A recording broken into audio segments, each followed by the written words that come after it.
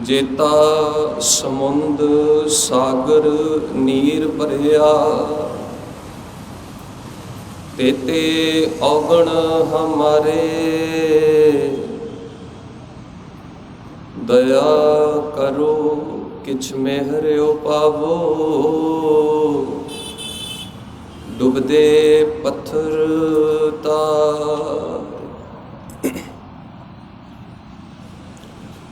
जेता समुंद सागर नीर भरिया, तेते औगण हमारे। दया करो किछ मेहर पावो,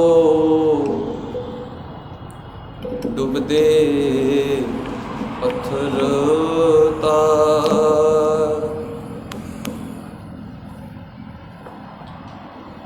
ज्ञान ध्यान किछ करम न जाना, सार न जाना तेरी। सब ते वड्डा सतगुर नानक, जिन कल राखी मेरी। सब ते वड्डा सतगुर नानक,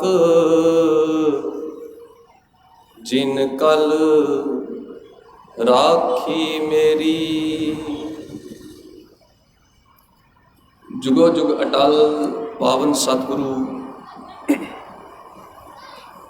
साहिब श्री गुरु ग्रंथ साहब महाराज जी नूं हाज़र नाज़र जानते हुए ਆਪਾਂ जिन्ने भी शरीर इत्थे बैठे हैं, सारे ही इस आस करके बैठे हाँ कि जिन्ना समा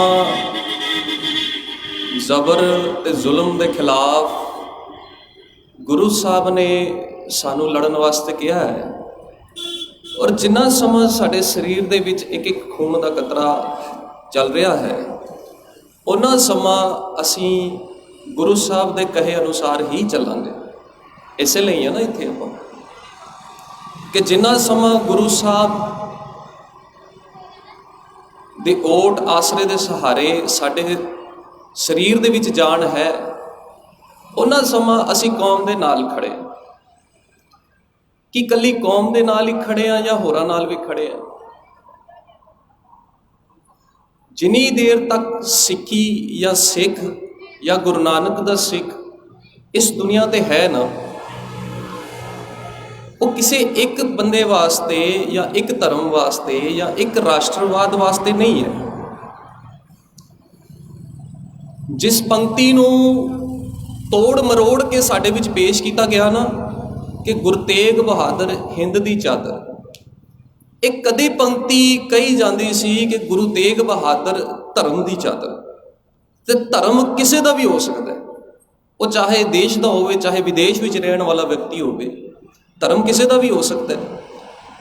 गुरु हर बंदे की सेवा करने वास्ते तैयार से, तो गुरु साहब सानू वही सिखा के गए। अगलियां ने साडे विच वाड़ के रखा होया कि नहीं, गुरु तेग बहादुर हिंद की चादर, कल्ली हिंद की चादर है, हिंदू समाज की चादर नहीं है।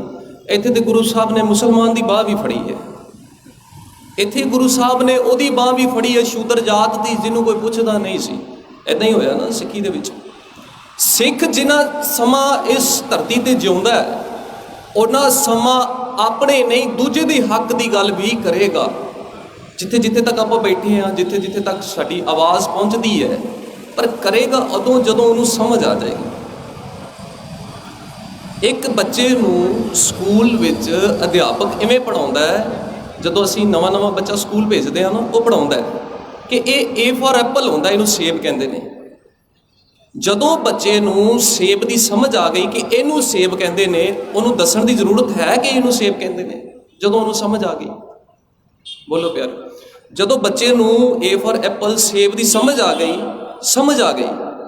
फिर उन्होंने दस्सण की जरूरत है कि इन्हूं सेब कहते हैं? नहीं ना जरूरत। ਜਦੋਂ ਹਰ ਬੰਦੇ ਨੂੰ, ਸਿਆਣੇ ਨੂੰ, ਪੜ੍ਹੇ ਲਿਖੇ ਨੂੰ ਇਹ ਗੱਲ ਸਮਝ ਆ ਗਈ ਕਿ ਜੋ ਵੀ ਸਾਡੀ ਹਕੂਮਤ ਸਾਡੇ ਨਾਲ ਕਰ ਰਹੀ ਹੈ ਉਹ ਸਾਡੇ ਹਿੱਕ ਵਾਸਤੇ ਨਹੀਂ ਹੈ, ਇਹ ਚੰਗਾ ਨਹੀਂ ਹੈ, ਮੈਨੂੰ ਸਮਝ ਹੈ। ਅਗਲੇ ਕਹਿੰਦੇ ਨੇ ਕਿ ਨਹੀਂ, ਜਾਣ ਕੇ ਕਰਨਾ ਪੈਣਾ। ਇਹ ਸਭ ਕਰਨ ਤੋਂ ਪਹਿਲਾਂ ਮੈਂ ਆਪਣੇ ਅੰਦਰ ਝਾਤ ਮਾਰ ਕੇ ਦੇਖ ਲਾਂ ਕਿ ਵਾਕਈ ਜਿਨ੍ਹਾਂ ਲਈ ਮੈਂ ਲੜ ਰਿਹਾ ਉਹ ਵਾਕਈ ਮੈਂ ਹਾਂ ਕਿ ਨਹੀਂ। ਮੇਰੇ ਅੰਦਰ ਕਿਤੇ ਮੈਂ ਤੇ ਨਹੀਂ, ਮੇਰੇ ਅੰਦਰ ਕਿਤੇ ਮੈਂ ਤੇ ਨਹੀਂ। ਜਪਜੀ ਸਾਹਿਬ ਦੇ ਅੰਦਰ 17 ਨੰਬਰ ਪੌੜੀ ਤੇ 18 ਨੰਬਰ ਪੌੜੀ ਦੇ ਵਿੱਚ ਨਾ ਗੁਰੂ ਸਾਹਿਬ ਨੇ ਬੜੀ ਵਧੀਆ ਗੱਲਾਂ ਲਿਖੀਆਂ ਨੇ, ਬਹੁਤ ਵਧੀਆ, ਬਾ ਕਮਾਲ ਲਿਖਿਆ। ਜਪਜੀ ਸਾਹਿਬ ਆਪਾਂ ਸਾਰੇ ਪੜ੍ਹਦੇ ਹਾਂ ਔਰ ਜਪਜੀ ਸਾਹਿਬ ਪੜ੍ਹਨ ਦੇ ਵਿੱਚ ਵੀ ਬਹੁਤ ਸਵਾਦ ਹੈ। ਇੱਕ ਪਾਸੇ ਇੱਕ ਪੌੜੀ ਦੇ ਵਿੱਚ ਗੁਰੂ ਸਾਹਿਬ ਨੇ ਕਿਹਾ ਹੈ, ਅਸੰਖ ਜਪ ਅਸੰਖ ਭਾਉ, ਆਈ ਹੈ ਨਾ। ਇੱਕ ਪਾਸੇ ਕਹਿ ਰਹੇ ਨੇ ਅਸੰਖ ਚੋਰ, ਬੋਲੋ ਜੀ, ਅਸੰਖ ਚੋਰ ਹਰਾਮਖੋਰ। ਗੁਰੂ ਸਾਹਿਬ ਨੇ 17-18 ਪੌੜੀ ਦੇ ਵਿੱਚ ਜਪਜੀ ਸਾਹਿਬ ਦੇ ਵਿੱਚ ਇਹ ਲਿਖਿਆ ਹੋਇਆ ਹੈ ਕਿ ਅਸੰਖ ਜਪ, ਬੜੇ ਜਪਣ ਵਾਲੇ ਨੇ, ਅਸੰਖ ਭਾਉ, ਬੜੇ ਪਿਆਰ ਵਾਲੇ ਨੇ। ਦੂਜੀ ਪੌੜੀ ਦੇ ਵਿੱਚ ਹੈ ਅਸੰਖ ਚੋਰ ਹਰਾਮਖੋਰ, ਆਈ ਹੈ ਜੀ। ਇੱਕ ਗੱਲ ਚੇਤੇ ਰੱਖੋ ਪਿਆਰਿਓ, ਜਿੱਥੇ ਧਾਰਮਿਕ ਬੰਦੇ ਹੁੰਦੇ ਨਾ, ਜਿਵੇਂ ਧਰਮ ਕਮਾਉਣ ਵਾਲੇ ਬੰਦੇ, ਜਿਹੜਾ ਧਰਮ ਦੇ ਰਾਹ ਤੇ ਤੁਰਿਆ ਕਿ ਮੈਂ ਧਰਮ ਕਮਾਉਣ ਵਾਸਤੇ ਤੁਰਿਆ, ਮੈਂ ਹੱਕ ਸੱਚ ਦੀ ਲੜਾਈ ਵਾਸਤੇ ਤੁਰਿਆ, ਉਹਦੇ ਨਾਲ ਕਈ ਚੋਰ ਵੀ ਤੁਰਨਗੇ। ਤੁਸੀਂ ਵੇਖੋ ਬਾਜ਼ਾਰ ਲੱਗਿਆ ਨਾ, ਹੁਣ ਦਰਬਾਰ ਸਾਹਿਬ ਦੇ ਇਰਦ ਗਿਰਦ ਜਿਹੜਾ ਬਾਜ਼ਾਰ ਹੈ, ਅਸੀਂ ਗਰੰਟੀ ਦੇ ਨਹੀਂ ਨਾ ਲੈਂਦੇ ਕਿ ਸਾਰੇ ਹੀ ਉੱਥੇ ਧਾਰਮਿਕ ਨੇ, ਗਰੰਟੀ ਦੇ ਨਹੀਂ ਨਾ। ਹੋ ਸਕਦਾ ਉੱਥੇ ਦੁਕਾਨਾਂ ਵਿੱਚ ਚੋਰ ਵੀ ਬੈਠੇ ਹੋ ਸਕਦਾ ਹੈ ਨਾ। ਜਿਹੜੇ ਕਹਿੰਦੇ ਨੇ ਕਿ ਅਸੀਂ ਬੜੇ ਚੁਸਤ ਹਾਂ, ਬੜੇ ਚਲਾਕ, 5 ਰੁਪਏ ਦੀ ਚੀਜ਼ 500 ਦੀ ਵੇਚ ਦਿੰਦੇ ਆ, ਅਸੀਂ ਮਿੱਟੀ ਵਾਲੀ ਚੀਜ਼ ਸੋਨੇ ਦੇ ਭਾਅ ਵੇਚ ਦਿੰਦੇ ਆ, ਅਸਲ ਦੇ ਵਿੱਚ ਉਹ ਚੋਰ ਨੇ ਜਿਹੜੇ ਆਪਣੇ ਆਪ ਨੂੰ ਬਿਜ਼ਨਸਮੈਨ ਕਹਿੰਦੇ ਨੇ। ਜਿਹੜੇ ਕਹਿੰਦੇ ਨੇ ਨਾ ਮੈਂ 5 ਰੁਪਏ ਦੀ ਚੀਜ਼ ਅਸੀਂ 500 ਦੀ ਵੀ ਵੇਚ ਦਿੰਦੇ ਆ, ਅਸਲ ਦੇ ਵਿੱਚ ਉਹ ਚੋਰ ਨੇ ਜਿਹੜੇ ਕਹਿੰਦੇ ਨੇ ਅਸੀਂ ਬਿਜ਼ਨਸਮੈਨ ਆ।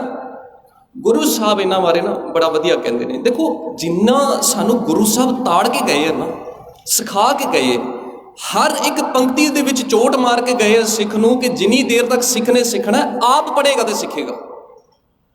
ਆ ਵੇਖੋ, ਅਸੀਂ ਬਚਪਨ ਤੋਂ ਪੜ੍ਹਦੇ ਆ ਰਹੇ ਹਾਂ, ਸਕੂਲ ਜਾਂਦੇ ਹਾਂ, ਕੋਈ ਕਾਲਜ ਦਾ ਵਿਦਿਆਰਥੀ ਹੈ, ਕੋਈ ਸਕੂਲ ਦਾ ਵਿਦਿਆਰਥੀ ਹੈ, ਬਾਪ ਭਾਵੇਂ ਇੰਟੈਲੀਜੈਂਟ ਹੋਵੇ, ਹੋ ਸਕਦਾ ਤਾਇਆ ਉਸ ਤੋਂ ਵੀ ਜ਼ਿਆਦਾ ਹੋਵੇ, ਹੋ ਸਕਦਾ ਬੱਚੇ ਦੀ ਭੈਣ ਉਸ ਤੋਂ ਵੀ ਜ਼ਿਆਦਾ ਇੰਟੈਲੀਜੈਂਟ ਹੋਵੇ, ਪਰ ਜਿਹਨੇ ਇੰਟੈਲੀਜੈਂਟ ਹੋਣਾ ਉਹਨੂੰ ਪੜ੍ਹਨਾ ਤਾਂ ਆਪ ਵੀ ਪੈਣਾ ਨਾ।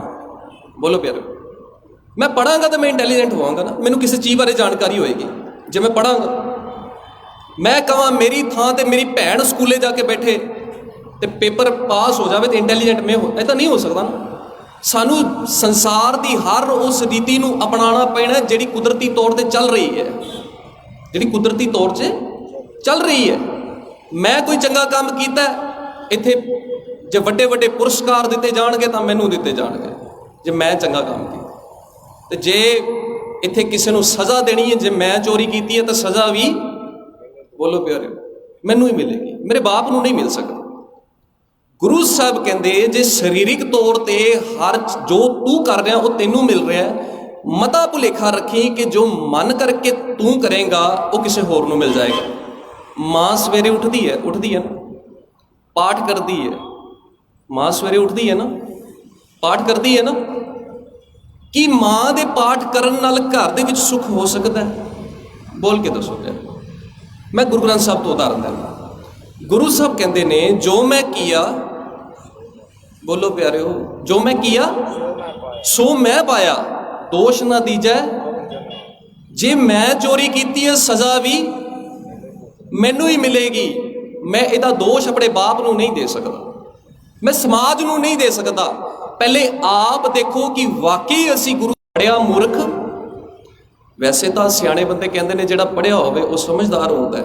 ਬਾਣੀ ਕਹਿੰਦੀ ਹੈ ਪੜ੍ਹਿਆ ਮੂਰਖ ਆਖੀਏ। ਜਿਹੜਾ ਪੜ੍ਹ ਜਾਵੇ, ਹੁਣ ਮੇਰੇ ਘਰ ਦੇ ਵਿੱਚ ਮੇਰੇ ਫਾਦਰ ਸਾਹਿਬ ਅਗਰ ਪ੍ਰੋਫੈਸਰ ਨੇ, ਅਗਰ ਪਿੰਡ ਦੇ ਵਿੱਚ ਕਿਤੇ ਪੁਰਾਤਨ ਸਮੇਂ ਬਜ਼ੁਰਗਾਂ ਨੂੰ ਪਤਾ ਹੋਵੇਗਾ, ਜਦੋਂ ਪੁਰਾਣੇ ਸਮੇਂ ਦੇ ਵਿੱਚ ਕਿਸੇ ਘਰ ਦੇ ਵਿੱਚ ਰੌਲਾ ਹੁੰਦਾ ਸੀ, ਅੱਜ ਵੀ ਆਪ ਪਿੰਡਾਂ ਦੇ ਵਿੱਚ ਜਾ ਕੇ ਵੇਖੋ, ਜਦੋਂ ਵੀ ਕਿਸੇ ਘਰ ਦੇ ਵਿੱਚ ਲੜਾਈ ਝਗੜਾ ਹੁੰਦਾ ਹੈ, ਪੁੱਤ ਬਾਪ ਨੂੰ ਮਾਰ ਰਿਹਾ ਹੈ, ਮਾਂ ਦੀ ਬਾਪ ਨਾਲ ਨਹੀਂ ਬਣਦੀ। ਉਹ ਕਹਿੰਦੇ ਨੇ ਕਿ ਪਿੰਡ 'ਚੋਂ ਸਿਆਣਾ ਬੰਦਾ ਲੱਭ ਕੇ ਲਿਆਓ, ਕਿਉਂਕਿ ਸਿਆਣੇ ਬੰਦੇ ਨੂੰ ਸਮਝ ਆਉਂਦੀ ਹੈ, ਉਹ ਫੈਸਲਾ ਕਰਾ ਸਕਦਾ ਇਹਨਾਂ ਨੂੰ। ਆਹੀ ਹੁੰਦਾ ਨਾ ਪਿੰਡਾਂ 'ਚ, ਸ਼ਹਿਰਾਂ 'ਚ ਵੀ। ਤੇ ਜੇ ਪਰਿਵਾਰ 7-8 ਪਰਿਵਾਰ, ਮਾਮੇ ਤਾਏ ਚਾਚੇ ਸਾਰੇ ਇਕੱਠੇ ਹੋਣ, ਤੇ ਉਹਨਾਂ 'ਚੋਂ ਕਹਿਣ ਜੀ ਘਰ 'ਚ ਕੋਈ ਝਗੜਾ ਹੋ ਜਾਵੇ ਜਾਂ ਕੋਈ ਜ਼ਮੀਨ ਦੀ ਵੰਡ ਕਰਨੀ, ਉਹ ਕਹਿਣਗੇ ਵੱਡੇ ਨੂੰ ਬੁਲਾਓ। ਜੇ ਦਾਦਾ ਹੈ ਠੀਕ ਹੈ, ਜੇ ਨਹੀਂ ਹੈ ਤੇ ਕਿਸੇ ਤਾਏ ਨੂੰ ਬੁਲਾਇਆ ਜਾਏ। ਬੁਲਾਉਂਦੇ ਆ ਨਾ ਆਪਾਂ, ਕਿ ਤੁਸੀਂ ਫੈਸਲਾ ਕਰੋ ਕਿ ਇਹਨਾਂ ਦੇ ਹੱਕ ਦੇ ਵਿੱਚ ਆਸਮਾਨ ਕਿਹਨੂੰ ਦਿੱਤਾ ਜਾਣਾ ਚਾਹੀਦਾ ਹੈ। ਮੇਰੇ ਮਾਲਕ ਨੇ ਗੁਰਬਾਣੀ ਦੇ ਵਿੱਚ ਅਗਰ ਇਹ ਸ਼ਬਦ ਲਿਖੇ ਨੇ, ਇਹਦਾ ਮਤਲਬ ਕਿਤੇ ਨਾ ਕਿਤੇ ਕੋਈ ਗੱਲ ਹੈ, ਜ਼ਰੂਰ ਹੈ, ਜਿਹੜੀ ਗੁਰੂ ਸਾਹਿਬ ਦੇ ਦਿਮਾਗ 'ਚ ਚੱਲ ਰਹੀ ਕਿ ਪੜ੍ਹਿਆ ਮੂਰਖ ਆਖੀ ਹੈ ਜਿਤ ਲੱਭ ਲੋਭ ਅਹੰਕਾਰ। ਲੱਭ ਕਹਿੰਦੇ ਨੇ ਜਿਹਨੂੰ ਜ਼ੁਬਾਨ ਦਾ ਲਾਲਚ ਹੈ, ਜ਼ੁਬਾਨ ਦਾ ਚਸਕਾ ਹੈ। ਲੋਭ ਕਹਿੰਦੇ ਨੇ ਜਿਹਨੂੰ ਲਾਲਚ ਹੈ। ਹੰਕਾਰ ਤੇ ਤੁਹਾਨੂੰ ਸਾਰਿਆਂ ਨੂੰ ਪਤਾ ਹੀ ਹੈ, ਜਿਹੜਾ ਈਗੋਇਸਟਿਕ ਪਰਸਨ ਹੈ ਨਾ ਜੀ। ਕੀ ਇੱਕ ਰਿਕਸ਼ੇ ਵਾਲਾ ਕਿਸੇ ਦੀ ਕਿਡਨੀ ਕੱਢ ਕੇ ਵੇਚ ਸਕਦਾ ਹੈ? ਬੋਲੋ ਪਿਆਰਿਓ, ਕੀ ਇੱਕ ਰਿਕਸ਼ੇ ਵਾਲਾ ਕਿਸੇ ਦੀ ਕਿਡਨੀ ਕੱਢ ਕੇ ਵੇਚ ਸਕਦਾ ਹੈ? ਕਿਡਨੀ ਕੌਣ ਕੱਢ ਕੇ ਵੇਚਦਾ ਹੈ? ਬੋਲੋ ਜੀ, ਕਿਡਨੀ ਕੌਣ ਕੱਢ ਕੇ ਵੇਚਦਾ ਹੈ? ਜਿਹੜਾ ਪੜ੍ਹਿਆ ਲਿਖਿਆ। ਮਹਾਰਾਜ ਕਹਿੰਦੇ ਜੇ ਇੱਦਾਂ ਦੇ ਪੜ੍ਹੇ ਲਿਖੇ ਨੇ ਨਾ, ਤਾਂ ਮੈਂ ਇਹਨਾਂ ਪ੍ਰਥਾਏ ਸ਼ਬਦ ਵਰਤੇ ਨੇ। ਪੜ੍ਹਿਆ ਮੂਰਖ ਆਖੀਐ, ਪੜ੍ਹਿਆ ਮੂਰਖ ਆਖੀਏ ਜਿਤ ਲੱਭ ਲੋਭ ਅਹੰਕਾਰ। ਇਹਨਾਂ ਨੂੰ ਪੜ੍ਹੇ। ਅੱਛਾ ਜੀ, ਡਾਕਟਰ ਪਤਾ ਕਿਵੇਂ ਕਰਦਾ? ਡਾਕਟਰ ਕਹਿੰਦਾ ਜੀ ਪਤਾ ਉਹਨੂੰ ਹੈ ਕਿ ਇਹ ਇਲਾਜ ਤੇ 10,000 ਵਿੱਚ ਹੋ ਜਾਣਾ, ਪਰ ਬੰਦੇ ਨੂੰ ਡਰਾਉਣ ਵਾਸਤੇ ਜਿਹਨੂੰ ਸਮਝ ਨਹੀਂ। ਜੇ ਤੁਸੀਂ ਆਪਣੇ ਬਾਪ ਨੂੰ ਬਚਾਉਣਾ, ਲੱਖ ਰੁਪਏ ਦਾ ਇੰਤਜ਼ਾਮ ਕਰੋ, ਜਲਦੀ ਕਰੋ। ਜੇ ਬਚਾਉਣਾ, ਜੇ ਹੋਰ ਘੰਟਾ ਬੀਤਿਆ ਤਾਂ ਇਹਨਾਂ ਨੇ ਮਰ ਜਾਣਾ। ਉਹ ਵਿਚਾਰਾ ਜਿਹਦੀ ਜੇਬ ਵਿੱਚ ਹੀ 100 ਰੁਪਇਆ ਹੋ ਸਕਦਾ, ਵਿਚਾਰਾ ਕਿੱਥੋਂ ਲੈ ਕੇ ਆਇਆ ਹੋਵੇ, ਉਹ ਫਿਰ ਸੋਚੀ ਪੈ ਜਾਂਦਾ ਹੈ ਕਿ ਕਿੱਥੋਂ ਜਾ ਕੇ ਇੰਤਜ਼ਾਮ ਕਰਾਂ, ਕਿੱਥੋਂ ਜਾ ਕੇ ਇਹ ਪੈਸਾ ਲੈ ਕੇ ਆਵਾਂ ਕਿ ਮੈਂ ਇਹਦੀ ਫੀਸ ਦੇਵਾਂ ਕਿ ਮੇਰਾ ਬਾਪ ਬਚ ਸਕੇ। ਤੁਸੀਂ ਕਈ ਵਾਰੀ ਨੋਟ ਕਰੋ, ਜਦੋਂ ਸੜਕਾਂ ਦੇ ਐਕਸੀਡੈਂਟ ਹੁੰਦੇ ਨਾ, ਸਾਡੇ ਸਾਰਿਆਂ ਨਾਲ ਬੀਤੀ ਹੋਈ ਕੋਈ ਨਾ ਕੋਈ ਘਟਨਾ, ਜਦੋਂ ਸੜਕਾਂ ਦੇ ਐਕਸੀਡੈਂਟ ਹੁੰਦੇ ਨੇ, ਆਪਾਂ ਬੱਚੇ ਨੂੰ ਚੁੱਕ ਕੇ ਹਸਪਤਾਲ ਲੈ ਕੇ ਜਾਂਦੇ। ਡਾਕਟਰ ਕਹਿੰਦਾ ਉਨੀ ਦੇਰ ਤੱਕ ਹੱਥ ਨਹੀਂ ਲਾ ਸਕਦੇ ਜਿੰਨੀ ਦੇਰ ਤੱਕ ਤੁਸੀਂ ਫੀਸ ਨਹੀਂ ਜਮ੍ਹਾਂ ਕਰਾਉਂਦੇ। ਹੁੰਦਾ ਹੈ ਨਾ ਜੀ। ਗੁਰੂ ਸਾਹਿਬ ਕਹਿੰਦੇ ਮੈਂ ਤਾਂ ਇੱਦਾਂ ਦੇ ਨਹੀਂ ਤਿਆਰ ਕੀਤੇ ਸੀ ਸਿੱਖ, ਮੈਂ ਇੱਦਾਂ ਦੇ ਤਿਆਰ ਨਹੀਂ ਸੀ ਕੀਤੇ। ਪੜ੍ਹਿਆ ਮੂਰਖ ਆਖੀਐ, ਮੈਂ ਇਹੋ ਜਿਹਾ ਨੂੰ ਮੂਰਖ ਕਹਿੰਦਾ। ਇੱਕ ਟੀਚਰ, ਅਧਿਆਪਕ ਕੀ ਕਰਦਾ ਹੈ? ਅਧਿਆਪਕ ਦਾ ਸਭ ਤੋਂ ਵੱਡਾ ਰੋਲ ਹੈ ਕਿਸੇ ਬੱਚੇ ਦੀ ਜੀਵਨ ਬਣਾਉਣ ਦੇ ਵਿੱਚ, ਹੈ ਨਾ ਜੀ। ਅਧਿਆਪਕ ਦਾ ਰੋਲ ਹੈ ਨਾ ਕਿਸੇ ਬੱਚੇ ਦਾ ਜੀਵਨ ਬਣਾਉਣ ਦੇ ਵਿੱਚ, ਉਹਨੂੰ ਡਾਕਟਰ ਬਣਾਉਣ ਦੇ ਵਿੱਚ, ਉਹਨੂੰ ਇੰਜੀਨੀਅਰ ਬਣਾਉਣ ਦੇ ਵਿੱਚ, ਉਹਨੂੰ ਸਭ ਕੁਝ ਬਣਾਉਣ। ਜਿਹੜਾ ਬੱਚਾ ਆਪਣੇ ਕੋਲੋਂ ਫੀਸ ਨਹੀਂ ਦੇ ਸਕਦਾ, ਆ ਜਿਹੜੇ ਵੱਡੇ ਵੱਡੇ ਇੰਸਟੀਟਿਊਸ਼ਨ ਖੁੱਲ੍ਹੇ ਨੇ, ਇਹਨਾਂ ਨੂੰ ਪਹਿਲਾਂ ਇੰਨੀ ਫੀਸ ਜਾਂਦੀ ਹੈ ਤਾਂ ਹੀ ਉੱਥੇ ਬੱਚਾ ਐਡਮਿਸ਼ਨ ਲੈ ਸਕਦਾ ਹੈ। ਜਿਹੜਾ ਬੱਚਾ ਨਹੀਂ ਕਰ ਸਕਦਾ, ਉਹਦੇ ਵਾਸਤੇ ਸਮਾਜ ਵਿੱਚ ਸੋਚਣ ਵਾਲੇ ਕੁਝ ਕੁ ਵਿਅਕਤੀ ਨੇ, ਬਹੁਤੇ ਨਹੀਂ ਹੈ, ਬਹੁਤਾਤ ਨਹੀਂ ਹੈ। ਮੈਂ ਇਹ ਨਹੀਂ ਕਹਿੰਦਾ ਕਿ ਸਿੱਖ ਉਹਨਾਂ ਚੋਂ ਬਾਹਰ ਹੈ, ਮੈਨੂੰ ਮਾਫ ਕਰਿਓ। ਮੈਂ ਤਾਂ ਇਹ ਗੱਲ ਕਹਿ ਰਿਹਾ, ਜਦੋਂ ਅਸੀਂ ਕਿਸੇ ਦੇ ਹੱਕ ਲਈ ਲੜਦੇ ਹਾਂ ਨਾ, ਆ ਜਿਹੜਾ ਮੋਰਚਾ ਚੱਲ ਰਿਹਾ, ਅਸੀਂ ਕਿਸੇ ਦੇ ਹੱਕ ਲਈ ਖੜੇ ਹਾਂ ਨਾ। ਮੈਂ ਖੜਾ, ਮੰਨ ਲਓ ਮੈਂ ਬਾਰਡਰ ਤੇ ਬੈਠਾ, ਕੱਲੀ ਮੇਰੀ ਜ਼ਮੀਨ ਦਾ ਰੌਲਾ ਨਹੀਂ ਹੈ। ਮੈਂ ਉਹਨਾਂ ਸਾਰੇ ਬੰਦਿਆਂ ਨੂੰ ਵੇਖ ਰਿਹਾ ਜਿਹੜੇ ਆਪਣੇ ਆਪਣੇ ਘਰਾਂ 'ਚ ਬੈਠੇ ਨੇ, ਕਿਉਂਕਿ ਕੱਲ ਨੂੰ ਇਹ ਤਕਲੀਫ ਉਹਨਾਂ ਉੱਤੇ ਵੀ ਆਣੀ ਹੈ। ਮੈਂ ਸਾਰਿਆਂ ਦੇ ਪੱਖੋਂ ਬੈਠਾ, ਇਸੇ ਕਰਕੇ ਬੈਠਾ ਨਾ ਸਿੱਖ। ਬੈਠਣ ਤੋਂ ਪਹਿਲਾਂ ਮੈਂ ਸੋਚਾਂ ਕਿ ਵਾਕਈ ਮੈਂ ਅੰਦਰੋਂ ਇੰਨਾ ਤਾਕਤਵਰ ਹਾਂ ਕਿ ਮੇਰਾ ਸਰੀਰ ਇਸ ਗੱਲ ਨੂੰ ਝੱਲ ਸਕੇ। ਚਲੋ ਪੁਲਿਸ ਦੇ ਡੰਡੇ ਤੇ ਮੈਂ ਚੱਲ ਲਾਂਗਾ, ਦੁਨੀਆ ਦੀ ਨਜ਼ਰ 'ਚ ਮੈਂ ਚੰਗਾ ਹੋ ਸਕਦਾ, ਕਿ ਵਾਕਈ ਅੰਦਰੋਂ ਵੀ ਮੈਂ ਉਹਨਾਂ ਚੰਗਾ ਹਾਂ ਕਿ ਮੈਂ ਇਹਨਾਂ ਨੂੰ ਝੱਲ ਸਕਾਂ, ਮੈਂ ਉਸ ਗੱਲ ਤੇ ਖੜਾ ਹੋ ਸਕਾਂ। ਹੁਣ ਜਦੋਂ ਅਸੀਂ ਘਰਾਂ ਦੇ ਵਿੱਚ ਨਾ, ਵੈਸੇ ਤਾਂ ਹਰ ਘਰ ਦੇ ਵਿੱਚ ਆਪਣੇ ਫਰਨੀਚਰ ਕੋਲੋਂ ਜ਼ਿਆਦਾ ਸ਼ੀਸ਼ੇ ਲੱਗੇ ਹੋਏ ਨੇ, ਬਾਥਰੂਮ 'ਚ ਵੀ 2 ਲੱਗੇ ਨੇ। ਜਦੋਂ ਆਪਾਂ ਕਿਤੇ ਹੱਥ ਧੋਣ ਵਾਸ਼ ਬੇਸਿਨ ਦੇ ਵਿੱਚ ਜਾਂਦੇ ਆ, ਉੱਥੇ ਵੀ ਉੱਪਰ ਸਾਹਮਣੇ ਸ਼ੀਸ਼ਾ ਲੱਗਿਆ ਹੋਇਆ। ਘਰੋਂ ਨਿਕਲਣ ਵੇਲੇ ਅਸੀਂ ਕਮਰੇ ਦੇ ਵਿੱਚ ਜਿੱਥੇ ਤਿਆਰ ਹੁੰਦੇ ਉੱਥੇ ਵੀ ਸ਼ੀਸ਼ਾ ਲੱਗਿਆ ਹੋਇਆ, ਬਾਹਰ ਜਾਣ ਤੱਕ ਸ਼ੀਸ਼ਾ ਲੱਗਿਆ ਹੋਇਆ। ਸ਼ੀਸ਼ੇ ਦੇ ਵਿੱਚ ਵੇਖ ਕੇ ਮਨੁੱਖ ਦੱਸ ਸਕਦਾ ਹੈ ਕਿ ਭਾਈ ਕਿਤੇ ਕਿਤੇ ਮੇਰੇ ਦਸਤਾਰ ਖਰਾਬ ਹੈ, ਕਿਤੇ ਮੇਰਾ ਕੋਈ ਨਿਸ਼ਾਨ ਤੇ ਨਹੀਂ ਲੱਗਿਆ ਕਿ ਮੈਂ ਠੀਕ ਕਰ ਲਵਾਂ, ਹੈ ਨਾ।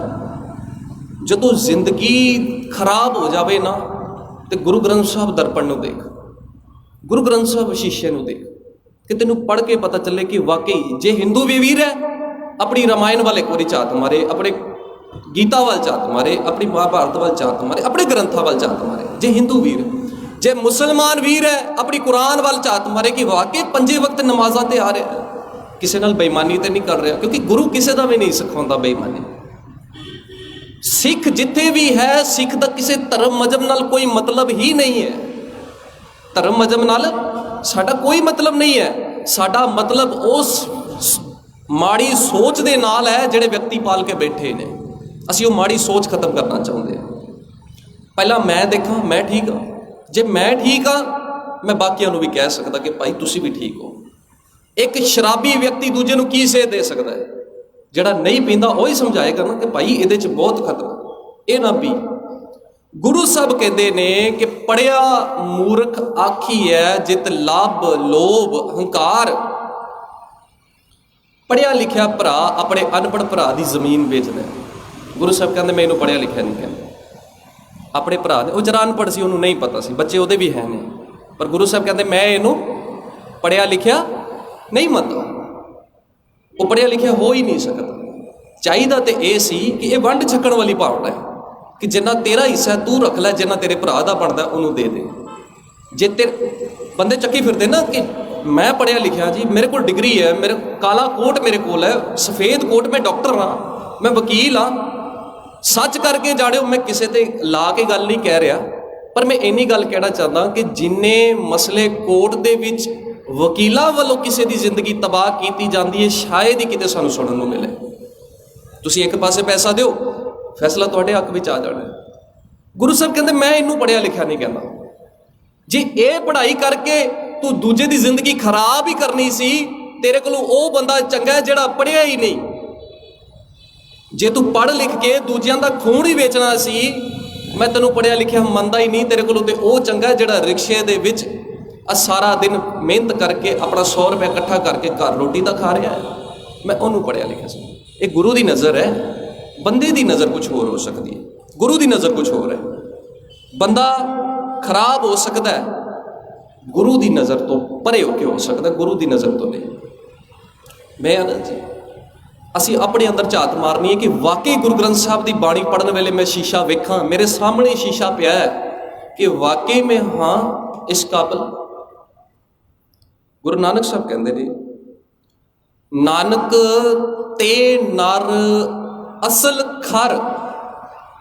ਉਹ ਬੰਦੇ ਅਸਲ ਖੋਤੇ ਨੇ। ਖੋਤਾ ਸ਼ਬਦ ਪਤਾ ਕਿਉਂ ਵਰਤਿਆ ਇੱਥੇ, ਖਰ ਕਿਉਂ ਵਰਤਿਆ? ਕਿਉਂਕਿ ਖੋਤੇ ਨੂੰ ਨਾ ਐਜ਼ ਕੰਪੇਅਰ ਟੂ ਅਸੀਂ ਉਹਦੇ ਨਾਲ ਦੇਖਦੇ ਹਾਂ ਜਿਹਦਾ ਦਿਮਾਗ ਨਹੀਂ ਹੈ। ਖੋਤੇ ਉੱਪਰ ਕਹਾਣੀਆਂ ਬੜੀਆਂ ਮਸ਼ਹੂਰ ਨੇ ਨਾ ਕਿ ਖੋਤਾ ਇੱਥੇ ਖੜਾ ਸੀ ਪਾਣੀ ਵਿੱਚ, ਉਹਦੇ ਉੱਤੇ ਰੂੰ ਪਿਆ ਸੀ, ਉਹਨੇ ਪਾਣੀ ਵਿੱਚ ਬੈਠਾ ਰੂੰ, ਉਹਨੂੰ ਪਤਾ ਹੀ ਨਹੀਂ ਚੱਲਿਆ ਕਿਉਂਕਿ ਖੋਤੇ ਕੋਲ ਦਿਮਾਗ ਨਹੀਂ। ਜਾਨਵਰ ਤਾਂ ਹੁੰਦੇ, ਪਰ ਖੋਤੇ ਨੂੰ ਐਜ਼ ਕੰਪੈਰੀਜ਼ਨ ਟੂ ਉਹਦੇ ਨਾਲ ਕੀਤਾ ਗਿਆ ਜਿਹੜਾ ਪਾਗਲ। ਮਹਾਰਾਜ ਕਹਿੰਦੇ ਤੇ ਨਰ ਅਸਲ ਖਰ, ਉਹ ਅਸਲੀ ਖੋਤੇ ਨੇ ਜੇ ਬਿਨ ਗੁਣ ਗਰਬ ਕਰੰਤ। ਬਿਨਾਂ ਗੁਣਾਂ ਤੋਂ ਜਿਹੜੇ ਹੰਕਾਰ ਕਰਦੇ ਨੇ, ਜਿਹੜੇ ਬਿਨਾਂ ਗੁਣਾਂ ਤੋਂ ਹੰਕਾਰ ਕਰਦੇ ਨੇ। ਤੁਸੀਂ ਵੇਖੋ, ਇੱਕ ਧੀ ਜਦੋਂ ਵਿਆਹ ਕੇ ਕਿਸੇ ਦੂਜੇ ਘਰ ਜਾਂਦੀ ਹੈ ਨਾ, ਧੀ ਜਦੋਂ ਵਿਆਹ ਕੇ ਦੂਜੇ ਘਰ ਜਾਂਦੀ ਹੈ, ਕਈ ਵਾਰ 1 ਮਹੀਨੇ ਦੇ ਅੰਦਰ ਅੰਦਰ ਹੀ ਉਹ ਕਹਿੰਦੇ ਨੇ ਕਿ ਤੁਸੀਂ ਆਪਣੀ ਧੀ ਲੈ ਜਾਓ। ਹੁੰਦਾ ਨਾ ਪਰਿਵਾਰਾਂ ਦੇ ਵਿੱਚ, 1 ਮਹੀਨੇ 'ਚ ਕਹਿ ਦੇਣਗੇ ਜੀ ਧੀ ਲੈ ਜਾਓ। ਉਹ ਕਹਿੰਦੇ ਨੇ ਹੋਇਆ ਕਿ ਗੱਲ ਕੀ ਹੈ? ਤੁਹਾਡੇ ਘਰ ਫ੍ਰਿਜ ਨਹੀਂ ਸੀ, ਅਸੀਂ ਦਿੱਤਾ। ਤੁਹਾਡੇ ਘਰ ਟੀਵੀ ਨਹੀਂ ਸੀ, ਅਸੀਂ ਦਿੱਤਾ। ਤੁਹਾਡੇ ਘਰ ਇਹ ਵਧੀਆ ਸਮਾਨ ਨਹੀਂ ਸਨ, ਅਸੀਂ ਦਿੱਤਾ। ਏਸੀ ਨਹੀਂ ਸੀ, ਅਸੀਂ ਦਿੱਤਾ। ਉਹ ਕਹਿੰਦੇ ਸਮਾਨ ਸਾਨੂੰ ਨਹੀਂ ਚਾਹੀਦਾ, ਇੱਥੇ 2 ਬੰਦੇ ਆ ਜਾਣ, ਇਹਨੂੰ ਚਾਹ ਬਣਾਉਣੀ ਨਹੀਂ ਆਉਂਦੀ, ਇਹਦੇ ਕੋਲ ਗੁਣ ਹੀ ਨਹੀਂ ਹੈ ਕੋਈ।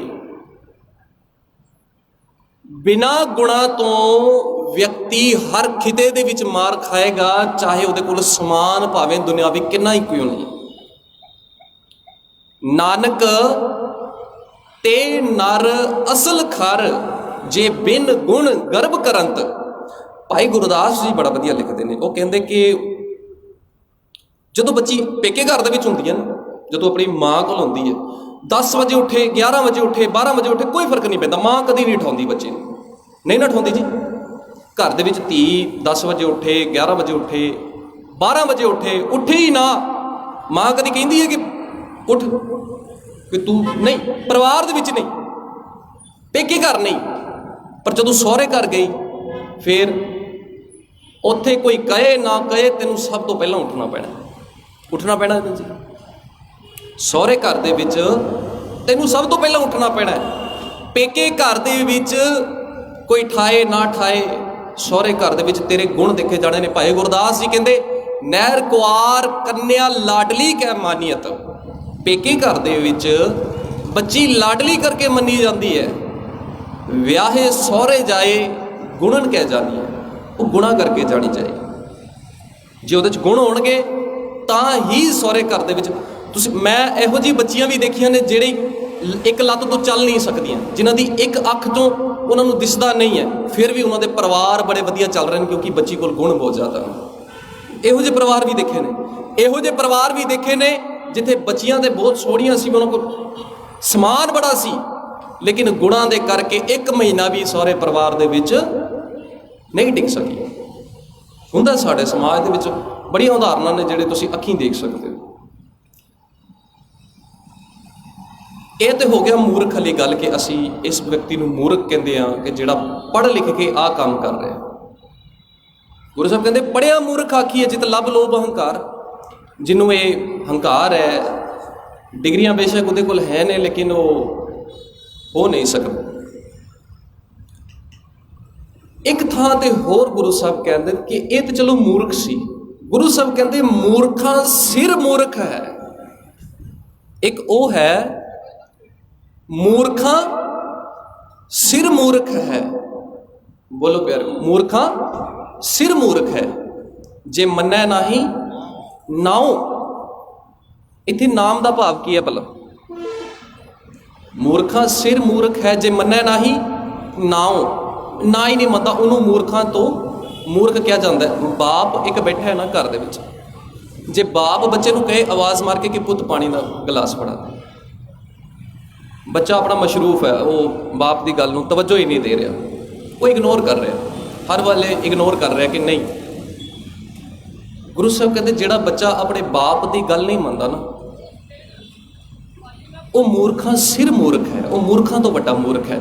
ਹੁਣ ਮੈਂ ਨਹੀਂ, ਤੁਹਾਡੇ ਵੱਲ ਇਸ਼ਾਰਾ ਨਹੀਂ ਹੈ, ਮੈਂ ਆਪਣੀ ਗੱਲ ਕਹਿੰਦਾ। ਆਪਣੇ ਅੰਦਰ ਝਾਤ ਮਾਰ ਕੇ ਦੇਖੋ ਕਿ ਵਾਕਈ ਅਸੀਂ ਗੁਰੂ ਗ੍ਰੰਥ ਸਾਹਿਬ ਦੀ ਗੱਲ ਮੰਨਦੇ ਹਾਂ।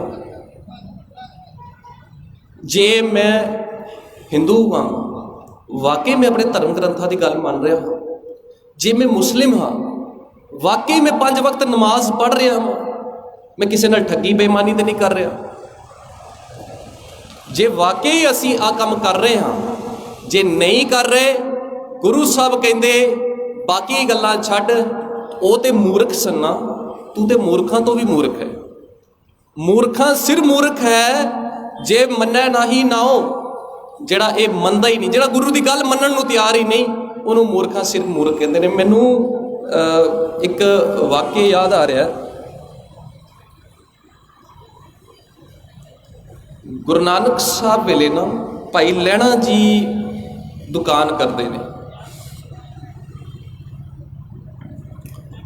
ਭਾਈ ਲਹਿਣਾ ਜੀ ਨਾ ਕਰਿਆਨੇ ਦਾ ਕੰਮ ਕਰਦੇ ਨੇ। ਉਹਨਾਂ ਕੋਲ ਨਾ ਇੱਕ ਸਿੱਖ ਆਉਂਦਾ ਹੈ, ਇੱਕ ਵਿਅਕਤੀ ਆਉਂਦਾ ਹੈ, ਉਹ ਰੋਜ਼ ਮਿਹਨਤ ਕਰਕੇ ਕਮਾਈ ਕਰਕੇ 4 ਪੈਸੇ ਲੈ ਕੇ ਆਉਂਦਾ ਹੈ। ਆ ਕੇ ਨਾ ਦੁਕਾਨ ਤੋਂ ਥੋੜੀ ਜੀ ਦਾਲ ਤੇ ਥੋੜਾ ਜਿਹਾ ਆਟਾ ਲੈ ਕੇ ਘਰ ਜਾਂਦਾ ਹੈ। ਘਰ ਬੱਚੇ ਤੇ ਘਰ ਵਾਲੀ ਨਾਲ ਖਾਂਦਾ ਹੈ। ਥੋੜਾ ਜਿਹਾ ਆਟਾ, ਥੋੜੇ ਜਿਹੇ ਚਾਵਲ ਲੈ ਕੇ ਜਾਂਦਾ। ਉਹ ਭਾਈ ਲਹਿਣਾ ਜੀ ਗੁਰੂ ਅੰਗਦ ਸਾਹਿਬ ਜੀ ਦਾ ਫਾਰਮਰ ਨੇਮ, ਪਹਿਲਾ ਨਾਮ ਹੈ ਭਾਈ ਲਹਿਣਾ ਜੀ। ਬਾਅਦ ਵਿੱਚ ਗੁਰੂ ਅੰਗਦ ਸਾਹਿਬ ਬਣਦੇ ਨੇ। ਭਾਈ ਲਹਿਣਾ ਜੀ ਦੀ ਦੁਕਾਨ ਹੈ, ਕਰਿਆਨੇ ਦੀ ਦੁਕਾਨ ਹੈ। ਉਹਨਾਂ ਕੋਲ ਇੱਕ ਸਿੱਖ ਆਉਂਦਾ ਹੈ।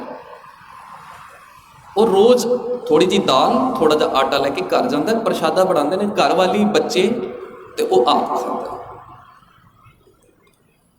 ਭਾਈ ਲਹਿਣਾ ਜੀ ਨੂੰ ਪਤਾ ਸੀ ਕਿ ਇਹ ਨਾ ਰੋਜ਼ ਆਪਣੇ ਕੰਮ ਤੋਂ ਸ਼ਾਮ ਨੂੰ ਆਉਂਦਾ ਹੈ, ਇੱਥੋਂ ਹੀ ਸਮਾਨ ਲੈ ਕੇ ਜਾਂਦਾ ਹੈ, ਤੇ ਉਹ ਵੀ ਦੁਕਾਨ ਖੋਲ ਕੇ ਰੱਖਦੇ ਸਨ ਕਿ ਉਹਦੇ ਆਉਣ ਦੀ ਉਡੀਕ ਕਰਦੇ ਸਨ ਕਿ ਕਿਤੇ ਅੱਜ ਭੁੱਖਾ ਹੀ ਨਾ ਸੋ ਜਾਏ।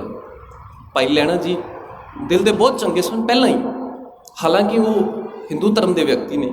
ਉਸ ਸਮੇਂ ਆਉਂਦਾ, ਰੋਜ਼ ਆਉਂਦਾ ਸ਼ਾਮ ਨੂੰ। ਭਾਈ ਲਹਿਣਾ ਜੀ ਉਹਦੀ ਆਸ ਦੇ ਵਿੱਚ ਬੈਠੇ ਰਹਿੰਦੇ ਸਨ, ਕਦੋਂ ਆਏਗਾ, ਸਮਾਨ ਲਏਗਾ ਤਾਂ ਮੈਂ ਦੁਕਾਨ ਬੰਦ ਕਰਾਂ। ਇੱਕ ਦਿਨ ਉਹ ਨਹੀਂ ਆਇਆ। ਭਾਈ ਲਹਿਣਾ ਜੀ ਵੇਖਦੇ ਰਹੇ। ਉਹ ਕਹਿੰਦੇ ਕਿ ਉਹ ਨਹੀਂ ਆਇਆ, ਮੈਂ ਤੇ ਆਪਣੀ ਜ਼ਿੰਮੇਵਾਰੀ ਪੂਰੀ ਕਰਾਂ ਕਿ ਜਿੰਨੀ ਦੇਰ ਤੱਕ ਨਹੀਂ ਆਉਂਦਾ ਮੈਂ ਦੁਕਾਨ ਖੁੱਲੀ ਰੱਖਾਂ। ਨਹੀਂ ਆਇਆ, ਬੜੀ ਉਡੀਕ ਕੀਤੀ, ਬੰਦ ਕਰਤੀ ਦੁਕਾਨ। ਚਲੇ ਗਏ। ਅਗਲੇ ਦਿਨ ਫੇਰ ਬੈਠੇ ਮਨ ਦੇ ਵਿੱਚ ਸੋਚ ਰਹੇ ਨੇ ਕਿ ਆਇਆ ਨਹੀਂ। ਮੌਸਮ ਸੀ ਮੀਂਹ ਝੱਖੜ ਦਾ ਮਹੀਨਾ ਚੱਲ ਰਿਹਾ ਸੀ। ਉਹ ਫੇਰ ਸਵੇਰੇ ਗਿਆ, ਭਾਈ ਲਹਿਣਾ ਜੀ ਨੇ ਜਾਂਦਿਆਂ ਵੇਖਿਆ। ਸ਼ਾਮ ਨੂੰ ਉਹਨਾਂ ਨੇ ਉਡੀਕ ਕੀਤੀ ਕਿ ਆਏਗਾ, ਫੇਰ ਨਹੀਂ ਆਇਆ। ਤੀਜੇ ਦਿਨ ਜਾ ਕੇ ਆਇਆ ਤੇ ਭਾਈ ਲਹਿਣਾ ਜੀ ਨੇ ਸੋਚਿਆ ਕਿ ਚਲੋ ਆਇਆ ਤੇ ਹੈ, ਮੈਂ ਤਾਂ ਸਮਾਨ ਵੀ ਨਹੀਂ ਘਟੀਆ ਵੇਚਦਾ, ਕਿਤੇ ਮੇਰਾ ਗਾਹਕ ਤੇ ਨਹੀਂ ਟੁੱਟ ਗਿਆ, ਕਿਤੇ ਇਹਨੇ ਕਿਸੇ ਹੋਰ ਦੁਕਾਨ ਤੋਂ ਸਮਾਨ ਤੇ ਨਹੀਂ ਲੈਣਾ ਸ਼ੁਰੂ ਕਰ ਦਿੱਤਾ, ਕਿਤੇ ਇਹ ਮੇਰੇ ਨਾਲੋਂ ਨਾਰਾਜ਼ ਤਾਂ ਨਹੀਂ। ਪੁੱਛਣ ਅੰਦਰ ਮਨ ਦੇ ਵਿੱਚ ਫੁਰਨੇ ਚੱਲ ਰਹੇ ਨੇ, ਕਿਉਂਕਿ ਭਾਈ ਲਹਿਣਾ ਜੀ ਉਨੀ ਦੇਰ ਤੱਕ ਦੁਕਾਨ ਨਹੀਂ ਬੰਦ ਕਰਦੇ ਸੀ ਜਿੰਨੀ ਦੇਰ ਤੱਕ ਉਹ ਸਿੱਖ ਆਉਂਦਾ ਨਹੀਂ ਸੀ, ਜਿੰਨੀ ਦੇਰ ਤੱਕ ਆਉਂਦਾ ਨਹੀਂ ਸੀ। ਆਇਆ ਤੇ ਉਹਨੇ ਸਮਾਨ ਦਿੱਤਾ ਤੇ ਭਾਈ ਲਹਿਣਾ ਜੀ ਨੇ ਸੋਚਿਆ ਕਿ ਇਹ 2 ਦਿਨ ਹੋ ਗਏ ਆਇਆ ਨਹੀਂ, ਮੈਨੂੰ ਲੱਗਦਾ ਕਿ ਇਹਦੇ ਘਰ ਸਾਰੇ ਭੁੱਖੇ ਹੋਣਗੇ। ਭਾਈ ਲਹਿਣਾ ਜੀ ਨੇ ਆਪਣੇ ਦਿਮਾਗ ਉੱਤੇ ਹੱਥ ਮਾਰਿਆ, ਕਹਿੰਦੇ ਮੈਨੂੰ ਤਾਂ ਪਤਾ ਹੀ ਨਹੀਂ ਚੱਲਿਆ, ਇੱਕਦਮ ਅੰਦਰ ਹਿੱਲ ਗਿਆ ਕਿ ਮਹੀਨਾ ਤੇ ਬਰਸਾਤ ਵਾਲਾ ਚੱਲ ਰਿਹਾ, ਹੋ ਸਕਦਾ ਇਹਦੀ ਦਿਹਾੜੀ ਨਾ ਲੱਗੀ ਹੋਵੇ ਇਸ ਕਰਕੇ ਆਇਆ ਹੀ ਨਹੀਂ, ਹੋ ਸਕਦਾ ਇਹਦੀ ਦਿਹਾੜੀ ਨਾ ਲੱਗੀ ਹੋਵੇ ਇਸ ਕਰਕੇ ਨਹੀਂ ਆਇਆ। ਭਾਈ ਲਹਿਣਾ ਜੀ ਨੇ ਆਪਣੇ ਮਨ ਦੇ ਵਿੱਚ ਸੋਚਦੇ ਤੇ ਮਨ ਦੇ ਵਿੱਚ ਕਿਤੇ ਦਇਆ ਆਈ ਨਾ, ਕਹਿਣ ਲੱਗੇ ਥੋੜਾ ਜਿਹਾ ਰਾਸ਼ਨ ਇਹਨੂੰ ਹੋਰ ਪਾ ਕੇ ਦੇ ਦਿਆਂ, ਆਪਣੇ ਵੱਲੋਂ ਪਾ ਕੇ ਦਿੰਦੇ ਆ, ਆਪਣੇ ਵੱਲੋਂ ਪਾ ਕੇ ਦੇ ਦਿਆਂ ਥੋੜਾ ਰਾਸ਼ਨ ਹੋਰ।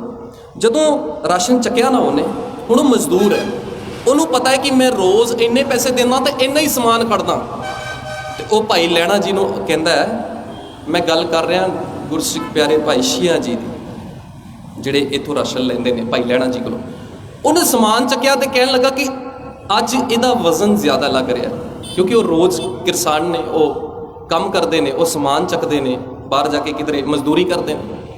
ਕਹਿੰਦੇ ਅੱਜ ਸਮਾਨ ਜ਼ਿਆਦਾ ਲੱਗ ਰਿਹਾ, ਤੁਸੀਂ ਇਹਨੂੰ ਵਾਪਸ ਕਰੋ। ਭਾਈ ਲਹਿਣਾ ਜੀ ਕਹਿੰਦੇ ਬੰਦੇ ਲੜਦੇ ਬਹੁਤ ਵੇਖੇ ਨੇ, ਤੁਸੀਂ ਵੇਖੋ ਬਾਜ਼ਾਰ ਦੇ ਵਿੱਚ ਅਸੀਂ ਲੜਦੇ ਆ ਨਾ, ਲੈ ਕਿਲੋ ਚੀਨੀ ਆ ਤਾਂ ਪੂਰੀ ਨਹੀਂ ਹੋਈ ਹਜੇ ਤੱਕ, ਆ ਘੱਟ ਹੈ ਭਾਈ, ਤੇ ਅਸੀਂ ਜੇ ਸਬਜ਼ੀ 2-4 ਲੈ ਵੀ ਲਈਏ ਤਾਂ ਵੀ ਬੰਦੇ ਨਾਲ ਲੜਦੇ ਰਹਿੰਦੇ ਆ, ਹਰੀਆਂ ਮਿਰਚਾਂ ਤੇ ਦੇ ਦੇ, ਧਨੀਆ ਤੇ ਪਾ ਦੇ ਥੋੜਾ ਜਿਹਾ, ਲੜਦੇ ਆ ਨਾ ਕਿ ਜ਼ਿਆਦਾ ਪਾ। ਪਹਿਲਾ ਵਿਅਕਤੀ ਦੇਖਿਆ ਕਹਿੰਦਾ ਜਿਹੜਾ ਕਹਿੰਦਾ ਕੱਢੋ, ਨਹੀਂ ਚਾਹੀਦਾ। ਭਾਈ ਲਹਿਣਾ ਜੀ ਸੋਚੀ ਪੈ ਗਏ ਕਿ ਕੈਸਾ ਵਿਅਕਤੀ ਹੈ, ਮੈਂ ਇਹਨੂੰ ਆਪਣੇ ਵੱਲੋਂ ਦੇ ਰਿਹਾ। ਕਹਿੰਦਾ ਨਹੀਂ, ਜਿੰਨੀ ਮੈਂ ਕਿਰਤ ਕਰਕੇ ਆਇਆ, ਜਿੰਨੇ ਮੇਰੇ ਕੋਲ ਪੈਸੇ ਹੈ ਨੇ, ਮੇਰੇ ਗੁਰੂ ਨੇ ਮੈਨੂੰ ਸਿਖਾਇਆ ਕਿ ਜਿੰਨੀ ਤੇਰੀ ਆਪਣੀ ਕਿਰਤ ਕਮਾਈ ਹੈ ਉਨਾ ਹੀ ਤੂੰ ਖਾਏਂਗਾ, ਤੂੰ ਹੱਕ ਪਰਾਇਆ ਨਹੀਂ ਖਾ ਸਕਦਾ, ਜਿੰਨੀ ਤੂੰ ਕਮਾਈ ਕੀਤੀ ਹੈ ਉਨਾ ਹੀ ਖਾਏਂਗਾ। ਭਾਈ ਲਹਿਣਾ ਜੀ ਕਹਿੰਦੇ ਕੈਸਾ ਵਿਅਕਤੀ ਹੈ। ਚਲੋ ਬੜੀ ਕੋਸ਼ਿਸ਼ ਕਰਨ ਤੋਂ ਬਾਅਦ ਭਾਈ ਲਹਿਣਾ ਜੀ ਨੇ ਸਮਾਨ ਵਿੱਚ ਪਾਇਆ, ਵਿਅਕਤੀ ਚਲਾ ਗਿਆ। ਭਾਈ ਲਹਿਣਾ ਜੀ ਨੇ ਆਵਾਜ਼ ਮਾਰ ਕੇ ਪੁੱਛਿਆ, ਇਹ ਤੇ ਦੱਸ ਜਾ ਕਿਹੜਾ ਗੁਰੂ ਹੈ, ਕਿਹਦੀ ਗੱਲ ਕਰ ਰਿਹਾ, ਕਿਹੜਾ ਤੈਨੂੰ ਇਹ ਗੱਲਾਂ ਸਿਖਾ ਗਿਆ, ਮੈਂ ਵੀ ਮਿਲਣਾ ਚਾਹੁੰਦਾ। ਕਹਿੰਦੇ ਬਾਬਾ ਨਾਨਕ ਹੈ, ਮੈਨੂੰ ਸਿਖਾ ਗਿਆ ਕਿ ਜੋ ਤੇਰੀ ਕਿਰਤ ਕਮਾਈ ਹੈ ਨਾ, ਉਹਦੇ ਵਿੱਚ ਹੀ ਗੁਜ਼ਾਰਾ ਕਰਨਾ ਪਏਗਾ, ਕਿਸੇ ਦਾ ਹੱਕ ਕਦੇ ਨਹੀਂ ਖਾਣਾ, ਤੈਨੂੰ ਕੋਈ ਕਵੇ ਵੀ ਤਾਂ ਵੀ ਨਹੀਂ ਲੈਣਾ। ਇਹ ਗੁਰੂ ਸਾਹਿਬ ਸਿਖਾ ਕੇ ਗਏ ਆ ਗੁਰਦੇ 'ਚ। ਹਾਲਾਂਕਿ ਅੱਜ ਦੇ ਟਾਈਮ ਦੇ ਵਿੱਚ ਸਿੱਖਾਂ 'ਚ ਬਹੁਤਾਤ ਘੱਟ ਵੇਖਣ ਨੂੰ ਮਿਲਦਾ, ਮੈਨੂੰ ਮਾਫ ਕਰਿਆ ਜੇ ਮੈਨੂੰ ਸ਼ਬਦ ਵਰਤਣੇ ਪੈ ਰਹੇ ਨੇ। ਬਹੁਤਾਤ ਸਿੱਖ, ਇੱਕ ਹੁੰਦੀ ਨਾ ਗ੍ਰੀਡੀਨੈਸ, ਲਾਲਚੀਪਨ ਸਾਡੇ ਅੰਦਰ ਆ ਜਾਂਦਾ, ਕਿਤੇ ਫੇਮ ਚਾਹੀਦਾ, ਕਿਤੇ ਫੋਰਚੂਨ ਚਾਹੀਦਾ, ਕਿਤੇ ਫੇਮਸ ਹੋਣ ਵਾਸਤੇ। ਮੈਂ ਜੀ ਆ 4 ਨਲਕੇ ਲਵਾਏ ਨੇ, ਅਖਬਾਰ 'ਚ ਫੋਟੋ ਅੱਗੇ ਕਰਕੇ ਲਵਾਇਓ, ਹੈ ਨਾ ਜੀ, ਮੈਨੂੰ ਫੇਮ ਚਾਹੀਦਾ। ਚਲਾ ਗਿਆ। ਭਾਈ ਲਹਿਣਾ ਜੀ ਕਹਿੰਦੇ ਅੱਜ ਜਾ ਕੇ ਵੇਖਾਂ ਇਹਦੇ ਘਰ ਕਿ ਵਾਕਈ ਭੁੱਖੇ ਬੈਠੇ ਨੇ, ਤੇ ਉਹ ਉੱਥੇ ਜਾ ਕੇ ਨਾ ਮਸਾਂ ਕਿਤੇ ਪਰਿਵਾਰ ਦੇ ਵਿੱਚ 3 ਰੋਟੀਆਂ ਬਣੀਆਂ ਨੇ ਤੇ ਮੀਆਂ ਬੀਵੀ ਆਪਸ ਵਿੱਚ ਬੈਠੇ ਨੇ। ਭਾਈ ਲਹਿਣਾ ਜੀ ਪਹੁੰਚੇ ਦਰਵਾਜ਼ੇ ਤੇ, ਕਹਿਣ ਲੱਗੇ ਜੇ ਮੈਂ ਹੁਣੇ ਅੰਦਰ ਗਿਆ, ਹੋ ਸਕਦਾ ਕਿ ਕਿਤੇ ਮੈਨੂੰ ਆਫਰ ਕਰਨ ਕਿ ਤੁਸੀਂ ਵੀ ਖਾ ਲਓ, ਆਏ ਹੋ ਤੇ ਆਓ ਰੋਟੀ ਖਾ ਲਓ। ਕਹਿੰਦੇ ਆ ਨਾ ਅਸੀਂ ਕੋਈ ਘਰ ਆ ਜਾਏ ਰੋਟੀ ਖਾਣ ਵੇਲੇ, ਅਸੀਂ ਕਹਿੰਦੇ ਤੁਸੀਂ ਵੀ 2 ਪ੍ਰਸ਼ਾਦੇ ਖਾ ਲਓ। ਤੇ ਭਾਈ ਲਹਿਣਾ ਜੀ ਸੋਚੀ ਪੈ ਗਏ ਕਿ ਇਹਦੇ ਕੋਲ ਤੇ ਹੈ ਹੀ 3 ਪ੍ਰਸ਼ਾਦੇ ਨੇ, ਇੱਕ ਇਹ ਖਾਏਗਾ, ਇਹਦੀ ਇੱਕ ਘਰ ਵਾਲੀ ਖਾਏਗੀ, ਇੱਕ ਬੱਚੇ ਖਾਣਗੇ, ਜੇ ਮੈਂ ਹੁਣੇ ਗਿਆ ਤੇ ਇਹ ਡਿਸਟਰਬ ਹੋ ਜਾਣਗੇ, ਮੈਂ ਇਹ ਖਾ ਲੈਣ ਫਿਰ ਮੈਂ ਚੱਲਦਾ, ਇਹ ਖਾ ਲੈਣ। ਭਾਈ ਲਹਿਣਾ ਜੀ ਕਹਿੰਦੇ ਅੱਖੀ ਦੇਖਿਆ ਹਾਲ ਕਿ ਸਿੱਖ ਸ਼ੁਕਰਾਨਾ ਕਰ ਰਿਹਾ ਹੈ, ਸ਼ੁਕਰਾਨਾ ਕਰਨ ਤੋਂ ਬਾਅਦ ਕਹਿ ਰਿਹਾ ਹੈ ਭਗਵਾਨ ਤੂੰ 2 ਖਾ, ਮੈਂ 1 ਖਾਣਾ। ਉਹ ਕਹਿਣ ਲੱਗੀ ਜੀ ਮੈਂ 2 ਦਿਨ ਰੋਟੀ ਨਹੀਂ ਖਾਧੀ, ਮੈਂ ਤਾਂ ਰਾਣੀਆਂ ਵਾਂਗ ਰਹੀ ਹਾਂ, ਮੈਨੂੰ ਤੇ ਭਾਂਡੇ ਵੀ ਨਹੀਂ ਮਾਂਜਣੇ ਪਏ, ਮੈਨੂੰ ਤੇ ਹਿੱਲਣਾ ਵੀ ਨਹੀਂ ਪਿਆ, ਮੈਨੂੰ ਤੇ ਚੁੱਲ੍ਹਾ ਵੀ ਨਹੀਂ ਬਾਲਣਾ ਪਿਆ, ਮੈਂ ਤਾਂ ਆਰਾਮ ਕੀਤਾ। ਤੁਸੀਂ ਤਾਂ ਫਿਰ ਵੀ 2 ਦਿਨ ਬਾਹਰ ਘੁੰਮਦੇ ਰਹੇ ਹੋ, ਤੁਸੀਂ ਥੱਕ ਗਏ ਹੋ, ਤੁਸੀਂ 2 ਖਾਓ, ਮੈਂ 1 ਖਾਂਦੀ। ਭਾਈ ਲਹਿਣਾ ਜੀ ਹੈਰਾਨ ਹੋ ਰਹੇ ਸਨ ਦੇਖ ਦੇਖ ਕੇ। ਇੰਨੀ ਦੇਰ ਦਰਵਾਜ਼ੇ ਤੇ ਮੰਗਣ ਵਾਲਾ ਆਇਆ ਤੇ ਭਾਈ ਸ਼ੀਆ ਜੀ ਕਹਿਣ ਲੱਗੇ ਕਿ ਭਗਵਾਨ ਨੇ ਗੁਰੂ ਸਾਹਿਬ ਨੇ ਸੁਣ ਲਈ ਹੈ, ਨਾਂ ਵੀ ਜਪ ਲਿਆ, ਕਿਰਤ ਵੀ ਕੀਤੀ ਹੈ, ਵੰਡ ਛਕਣਾ ਰਹਿ ਗਿਆ ਸੀ, ਗੁਰੂ ਸਾਹਿਬ ਨੇ ਭੇਜ ਦਿੱਤਾ ਜੀ। ਕਹਿੰਦੇ ਆ ਜਦੋਂ ਮੰਗਣ ਵਾਲਾ ਅੰਦਰ ਬੈਠਾ ਨਾ, 3 ਰੋਟੀਆਂ ਸਨ, ਇੱਕ ਘਰ ਵਾਲੀ ਦੇ ਉੱਤੇ ਰੱਖੀ ਹੈ, ਇੱਕ ਆਪਣੇ ਅੱਗੇ ਰੱਖੀ ਹੈ, ਇੱਕ ਉਹਦੇ ਅੱਗੇ ਰੱਖੀ ਹੈ, ਪਰ ਸਿੱਖ ਦੇ ਅੰਦਰ ਸ਼ਰਧਾ ਹੈ ਕਿ ਇਹ ਰੱਜ ਕੇ ਖਾਏ, ਬਾਕੀ ਅਸੀਂ ਦੇਖ ਲਾਂਗੇ। ਹੁੰਦਾ ਹੈ ਨਾ, ਜੇ ਪਰਿਵਾਰ ਦੇ ਵਿੱਚ ਰਿਸ਼ਤੇਦਾਰ ਪ੍ਰਾਹੁਣੇ ਆ ਜਾਣ, ਉਹ ਬੱਚਿਆਂ ਨੂੰ ਕਹਿ ਦਿੰਦੇ ਕਿ ਤੁਸੀਂ ਅੰਦਰ ਵੜ ਜਾਓ, ਤੁਸੀਂ ਬਾਅਦ 'ਚ ਖਾਇਓ, ਪਹਿਲਾਂ ਪ੍ਰਾਹੁਣਿਆਂ ਨੂੰ ਖਾ ਲੈਣ ਦਿਓ। ਉਹ ਕਹਿਣ ਲੱਗੇ ਕਿ ਤੁਸੀਂ ਖਾ ਲਓ। ਹੁਣ ਉਹਨੇ ਨਾ ਅੰਦਾਜ਼ਾ ਲਾ ਲਿਆ ਕਿ ਇਹਨਾਂ ਕੋਲ ਹੈ ਹੀ 3 ਰੋਟੀਆਂ ਤੇ ਮੈਂ ਇੱਕ ਤੋਂ ਵੱਧ ਨਹੀਂ ਖਾਣੀ। ਉਹਨੇ ਖਾਧੀ, ਭਾਈ ਲਹਿਣਾ ਜੀ ਨੇ ਦੂਜੀ ਜ਼ਬਰਦਸਤੀ ਉਹਦੇ ਪਲੇਟ ਵਿੱਚ ਰੱਖੀ ਕਿ ਤੁਸੀਂ ਖਾਓ। ਉਹਨੇ ਜ਼ਬਰਦਸਤੀ ਖਾਧੀ, ਪਰ ਤੀਸਰੀ ਵਾਸਤੇ ਇਨਕਾਰ ਕਰ ਦਿੱਤਾ ਔਰ ਤੀਸਰੀ ਰਹਿ ਗਈ। ਲਹਿਣਾ ਜੀ ਦੇਖਦੇ ਰਹੇ, ਉਸ ਸਿੱਖ ਨੇ ਅੱਧੀ ਆਪਣੀ ਘਰਵਾਲੀ ਨੂੰ ਦਿੱਤੀ, ਅੱਧੀ ਆਪ ਕਰ ਖਾ ਕੇ ਸ਼ੁਕਰਾਨਾ ਗੁਰੂ ਨਾਨਕ ਦਾ ਕਰਕੇ ਭਾਈ ਲਹਿਣਾ ਜੀ ਕੋਲੋਂ ਰਿਹਾ ਨਾ ਗਿਆ। ਅੰਦਰ ਆ ਕੇ ਕਹਿੰਦੇ ਕਿ ਮੈਨੂੰ ਦੱਸ ਇਹ ਗੁਰੂ ਕੌਣ ਹੈ? ਇੱਕ ਐਸਾ ਗੁਰੂ ਹੈ ਜਿਹੜਾ ਤੈਨੂੰ ਨਿੱਕੀ ਜੀ ਰੋਟੀ ਦੇ ਵਿੱਚ ਵੀ ਇੰਨਾ ਖੁਸ਼ ਰੱਖਿਆ। ਮੈਂ ਇੱਥੇ ਵੱਡੇ ਵੱਡੇ ਮਹਿਲਾਂ ਦੇ ਵਿੱਚ ਲੋਕੀ ਰੋਂਦੇ ਵੇਖੇ ਨੇ। ਇੱਕ ਐਸਾ ਗੁਰੂ ਹੈ। ਭਾਈ ਲਹਿਣਾ ਜੀ ਜਿਹੜੇ ਹਿੰਦੂ ਧਰਮ ਦੇ ਵਿਅਕਤੀ ਸਨ, ਗੁਰੂ ਸਾਹਿਬ ਨੂੰ ਮਿਲਣ ਤੋਂ ਬਾਅਦ ਇਤਿਹਾਸ ਤੁਸੀਂ ਜਾਣਦੇ ਹੋ, ਜਦੋਂ ਗੁਰੂ ਅੰਗਦ ਸਾਹਿਬ ਬਣੇ, ਦੂਜੇ ਸਿੱਖ ਧਰਮ ਦੇ ਦੂਜੇ ਗੁਰੂ ਅੰਗਦ ਸਾਹਿਬ ਬਣੇ। ਇੱਕ ਐਸਾ ਵਿਅਕਤੀ, ਕਿਹੋ ਜਿਹਾ ਸਿੱਖ ਗੁਰੂ ਨਾਨਕ ਸਾਹਿਬ ਬਣਾ ਕੇ ਗਏ ਸਨ। ਇੰਨਾ ਖੁਦਗਰਜ਼, ਮਰਦਾ ਮਰ ਜਾਏਗਾ, ਭੁੱਖਾ ਮਰ ਜਾਏਗਾ, ਸਿੱਖ ਕਿਸੇ ਦਾ ਹੱਕ ਕਦੇ, ਬੋਲੋ ਪਿਆਰੋ, ਨਹੀਂ ਖਾਏ। ਇਹ ਗੁਰਤੀ ਗੁਰੂ ਨਾਨਕ ਸਾਹਿਬ ਦੇ ਕੇ ਗਏ ਨੇ। ਪਰ ਮਾਫ ਕਰਿਓ, ਕਹਿਣਾ ਪੈ ਰਿਹਾ, ਕਿਤੇ ਨਾ ਕਿਤੇ ਅਸੀਂ ਖਾ ਰਹੇ ਹਾਂ ਨਾ ਕਿਸੇ ਦਾ। ਮੈਨੂੰ ਯਾਦ ਹੈ, ਅਸੀਂ ਇੱਕ ਵਾਰੀ ਕਸ਼ਮੀਰ ਗਏ ਸੀ, ਉੱਥੇ ਕਲਾਸ ਲਗਾ ਰਹੇ ਸੀ। ਉੱਥੇ ਨਾ ਅਸੀਂ ਬੱਚਿਆਂ ਨੂੰ ਕਲਾਸਾਂ ਲਗਾਉਣੀਆਂ ਸ਼ੁਰੂ ਕੀਤੀਆਂ, ਉੱਥੇ ਸਿਖਾਉਣਾ ਸ਼ੁਰੂ ਕੀਤਾ। ਉਹ ਪੰਜਾਬੀ ਪੜ੍ਹਨ ਤੋਂ ਬਾਅਦ ਨਾ ਉਹਨੂੰ ਸਮਝ ਆਈ ਕਿ ਸਿੱਖੀ ਕੀ ਚੀਜ਼ ਹੈ। ਗੁਰਬਾਣੀ ਪੜ੍ਹਨ ਤੋਂ ਬਾਅਦ ਉਹਨੂੰ ਸਮਝ ਆਈ ਕਿ ਸਿੱਖੀ ਕੀ ਚੀਜ਼ ਹੈ। ਉਹ ਪਿਤਾ ਜੀ ਨੂੰ ਘਰ ਜਾ ਕੇ ਕਹਿੰਦਾ ਕਿ ਪਿਤਾ ਜੀ, ਇਹ ਜਿਹੜਾ ਅਸੀਂ ਇਹ ਕੰਮ ਕਰਦੇ ਹੋ ਤੁਸੀਂ, ਇਹ ਤੁਸੀਂ ਇੰਨੇ ਦਾ ਸਮਾਨ ਲਿਆਉਂਦੇ ਹੋ, ਇੰਨਾ ਦੁੱਗਣਾ ਕਰਕੇ ਵੇਚਦੇ ਹੋ, ਜੇ ਆਪਾਂ ਇਹਨੂੰ ਘੱਟ ਕਰ ਦਈਏ। ਉਹਦੇ ਫਾਦਰ ਸਾਹਿਬ ਦਾ ਫੋਨ ਆਇਆ ਸਨ। ਉਹ ਕਹਿਣ ਲੱਗਾ ਕਿ ਤੁਸੀਂ ਇਹਦੇ ਅੰਦਰ ਜ਼ਿਆਦਾ ਸਿੱਖੀ ਵਾੜ ਰਹੇ ਹੋ, ਇਹਨੂੰ ਘੱਟ ਕਰੋ। ਤੁਸੀਂ ਵੇਖ ਰਹੇ ਹੋ ਕਿੱਥੇ ਕਿੱਥੇ ਮਾਨਸਿਕਤਾ ਖੜੀ ਹੈ ਸਾਡੀ। ਅਸੀਂ ਚਾਹੁੰਦੇ, ਤੁਸੀਂ ਆਹ ਜਿਹੜਾ ਕਿਸਾਨੀ ਮੋਰਚਾ ਚੱਲ ਰਿਹਾ, ਮੈਂ ਥੋੜਾ ਕਥਾ ਤੋਂ ਪਾਸੇ ਹੋ ਕੇ ਗੱਲ ਕਰਾਂ, ਜਿਹੜਾ ਕਿਸਾਨੀ ਮੋਰਚਾ ਚੱਲ ਰਿਹਾ, ਇਹਦੇ ਵਿੱਚ ਕਿਸਾਨ ਜਿਹੜਾ ਫਸਲ ਉਗਾ ਕੇ ਵੇਚ ਰਿਹਾ ਤੇ ਜਿਹੜਾ ਰੇਹੜੀ ਵਾਲਾ ਖਰੀਦ ਰਿਹਾ, ਇਹ ਦੋਨੋਂ ਹੀ ਨਹੀਂ ਪੈਸਾ ਕਮਾ ਰਹੇ। ਪੈਸਾ ਕਮਾਉਣ ਵਾਲੇ ਵਿੱਚ ਵਾਲੇ ਨੇ, ਜਿਹੜੇ ਸਟਾਕ ਕਰਕੇ ਰੱਖ ਰਹੇ। ਮੰਨ ਲਓ ਆਹ ਸੇਬ ਦਾ ਸੀਜ਼ਨ ਚੱਲਿਆ, ਸੇਬ ਉਹਨਾਂ ਨੇ 30 ਰੁਪਏ ਕਿਲੋ ਖਰੀਦੇ, ਜਦੋਂ 200 ਰੁਪਏ ਕਿਲੋ ਹੋ ਜਾਣਗੇ ਤੁਹਾਨੂੰ 200 ਰੁਪਏ ਵੇਚਣਗੇ। ਸਟਾਕ ਕਰਕੇ ਰੱਖ ਲਿਆ ਸਮਾਨ। ਸਟਾਕ ਕਰਨ ਵਾਲਾ ਪੈਸਾ ਕਮਾਉਂਦਾ ਹੈ, ਵੇਚਣ ਵਾਲਾ ਤੇ ਖਰੀਦਣ ਵਾਲਾ ਨਹੀਂ। ਇਹ ਇਸੇ ਕਰਕੇ ਵੱਡੇ ਵੱਡਿਆਂ ਕੋਲੋਂ ਖੋਣਾ ਚਾਹੁੰਦੇ ਨੇ ਕਿ ਨਹੀਂ, ਅਸੀਂ ਆਪਣੀ ਮਰਜ਼ੀ ਦਾ ਵੇਚਾਂਗੇ, ਅਸੀਂ ਆਪਣੀ ਮਰਜ਼ੀ ਦਾ। ਸਮਝ ਲਓ ਇਸ ਗੱਲ ਨੂੰ। ਇਹ ਸਭ ਕਰਨ ਤੋਂ ਪਹਿਲਾਂ ਸਿੱਖ ਆਪਣੇ ਅੰਦਰ ਝਾਤ ਮਾਰ ਕੇ ਦੇਖੇ ਕਿ ਵਾਕਈ ਮੈਂ ਹਾਂ। ਮਹਾਰਾਜ ਕਹਿੰਦੇ, ਪੜ੍ਹਿਆ ਮੂਰਖ ਆਖੀਐ ਜਿਤ ਲੱਭ ਲਾਲਚ। ਲੱਭ ਕਹਿੰਦੇ ਨੇ ਜੀਵ ਦਾ ਲਾਲਚ। ਪੜ੍ਹਿਆ ਹੋਇਆ ਵਿਅਕਤੀ, ਪਤਾ ਹੈ ਸ਼ੂਗਰ ਹੈ, ਗੋਲੀਆਂ ਵੀ ਲੈ ਰਿਹਾ, ਫਿਰ ਵੀ ਜਲੇਬੀ ਖਾ ਰਿਹਾ। ਵਿਆਹ ਦੇ ਵਿੱਚ ਜਲੇਬੀਆਂ ਪਿੱਛੇ ਲੜਾਈ ਹੋ ਜਾਂਦੀ, ਜਲੇਬੀਆਂ ਪਿੱਛੇ, ਪਕੌੜਿਆਂ ਪਿੱਛੇ ਲੜਾਈ। ਪੜ੍ਹਿਆ ਲਿਖਿਆ ਵਿਅਕਤੀ, ਗੁਰੂ ਸਾਹਿਬ ਕਹਿੰਦੇ ਮੈਂ ਇਹਨੂੰ ਪੜ੍ਹਿਆ ਨਹੀਂ ਕਹਿੰਦਾ। ਜੇ ਇਹ ਪੜ੍ਹੇ ਲਿਖੇ ਇੰਨੇ ਸਿਆਣੇ ਨੇ, ਫਿਰ ਮੈਂ ਇਹਨੂੰ ਪੜ੍ਹਿਆ ਨਹੀਂ ਸਮਝਦਾ। ਪਤਾ ਵੀ ਹੈ ਕਿ ਸ਼ੂਗਰ ਹੈ, ਫਿਰ ਵੀ ਜਲੇਬੀਆਂ ਖਾ ਰਿਹਾ। ਇਹ ਕੋਈ ਪੜ੍ਹੇ ਲਿਖੇ ਦੀ ਅਕਲ? ਲੋਭ, ਲਾਲਚ ਹੈ ਨਾ, ਜਿਵੇਂ ਮੈਂ ਪਹਿਲਾਂ ਗੱਲ ਕੀਤੀ ਸੀ। ਵਿਅਕਤੀ ਕਹਿੰਦਾ ਮੈਂ 5 ਰੁਪਏ ਦੀ ਚੀਜ਼ 500 ਦੀ ਵੇਚ ਦਿੰਦਾ। ਮੇਰੇ ਅੰਦਰ ਇਹ ਹੁਨਰ ਹੈ। ਤੁਸੀਂ ਦੇਖੋ ਮਾਰਕੀਟ ਵਿੱਚ ਜਿਹੜੇ ਬੰਦੇ ਘੁੰਮਦੇ ਨੇ, ਉਹ ਕਹਿੰਦੇ ਨੇ ਕਿ ਅਸੀਂ 10 ਰੁਪਏ ਦੀ ਕੋਲਗੇਟ ਜਿਹੜੀ ਆ, ਪੇਸਟ ਜਿਹੜੀ ਹੈ, 100 ਰੁਪਏ ਦੀ ਵੀ ਵੇਚ ਦਿੰਦੇ ਆ। ਉਹ ਆਪਣੇ ਆਪ ਨੂੰ ਬਿਜ਼ਨਸਮੈਨ ਕਹਿੰਦੇ ਨੇ। ਸਤਿਗੁਰ ਕਹਿੰਦੇ ਮੈਂ ਠੱਗ ਕਹਿੰਦਾ ਇਹਨਾਂ ਨੂੰ, ਇਹ ਚੋਰ ਨੇ। ਜਿਤ ਲੱਭ ਲੋਭ ਅਹੰਕਾਰ,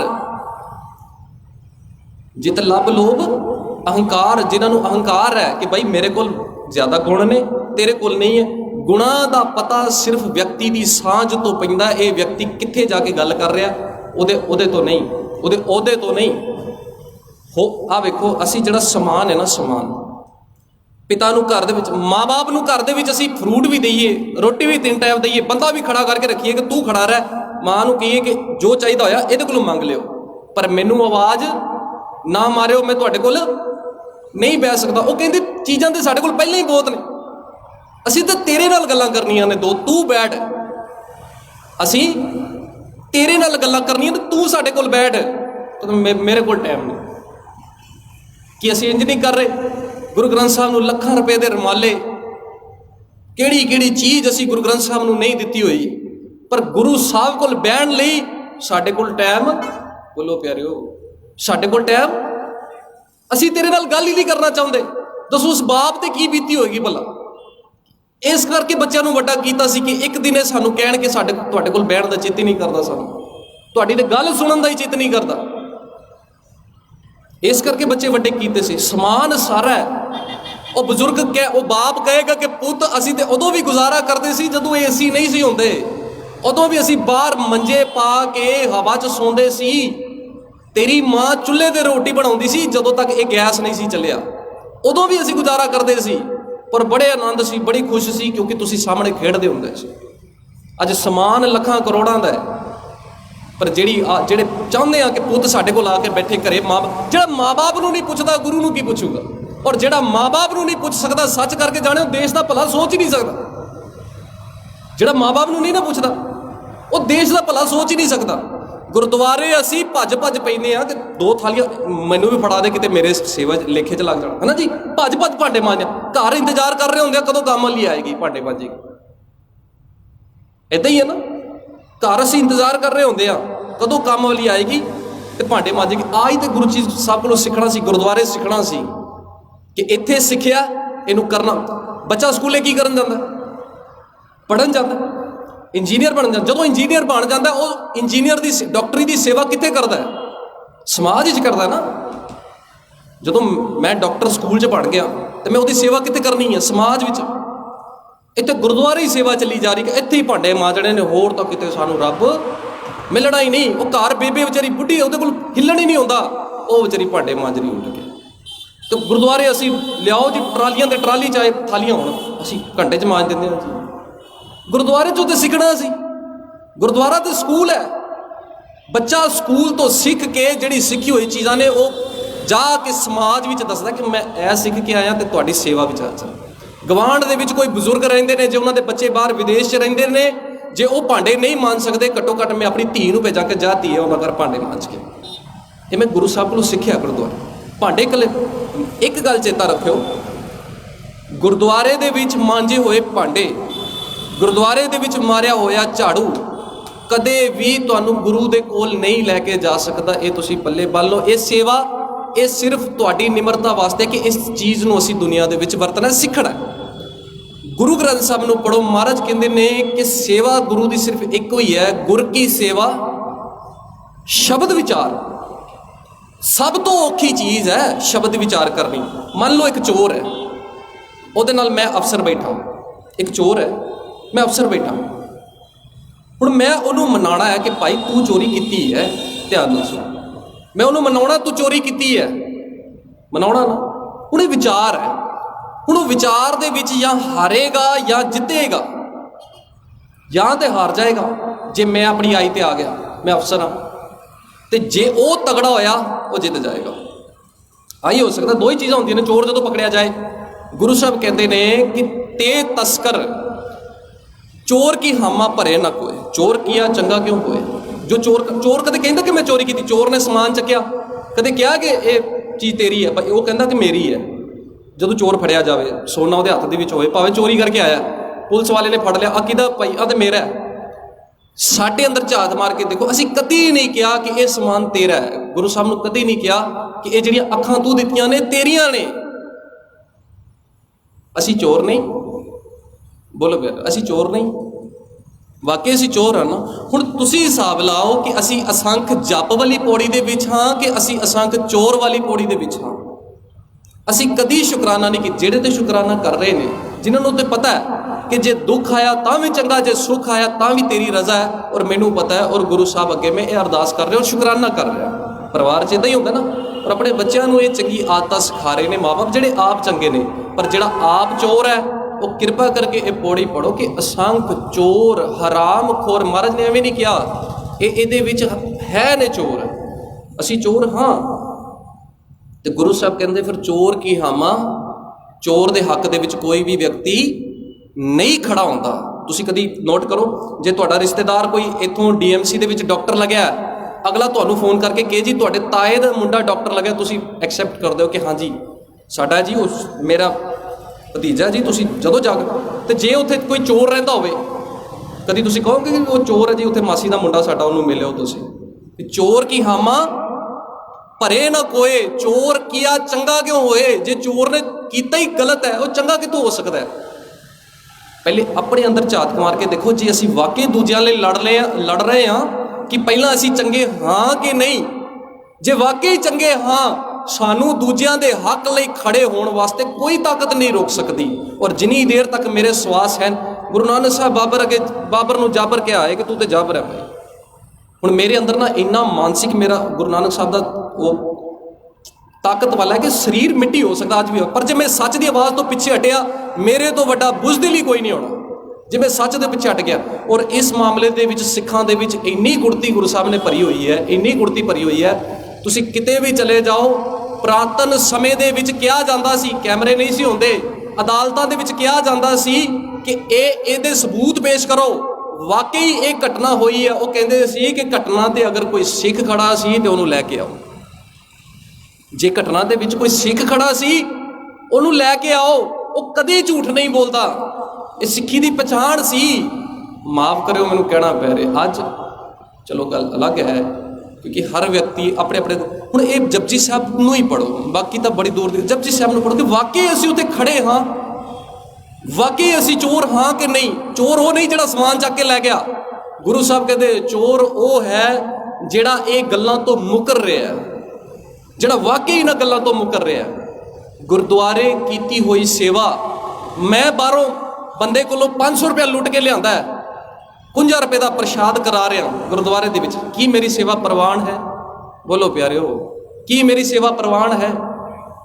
ਬਾਹਰੋਂ ਮੈਂ ਲੁੱਟ ਕੇ ਲਿਆ ਰਿਹਾ ਕਿਸੇ ਨੂੰ, ਘਰ ਬੱਚਿਆਂ ਵਾਸਤੇ ਖਿਡੌਣੇ ਲੈ ਕੇ ਆਇਆ ਕਿ ਮੇਰੇ ਬੱਚੇ ਹੱਸਦੇ ਰਹਿਣ।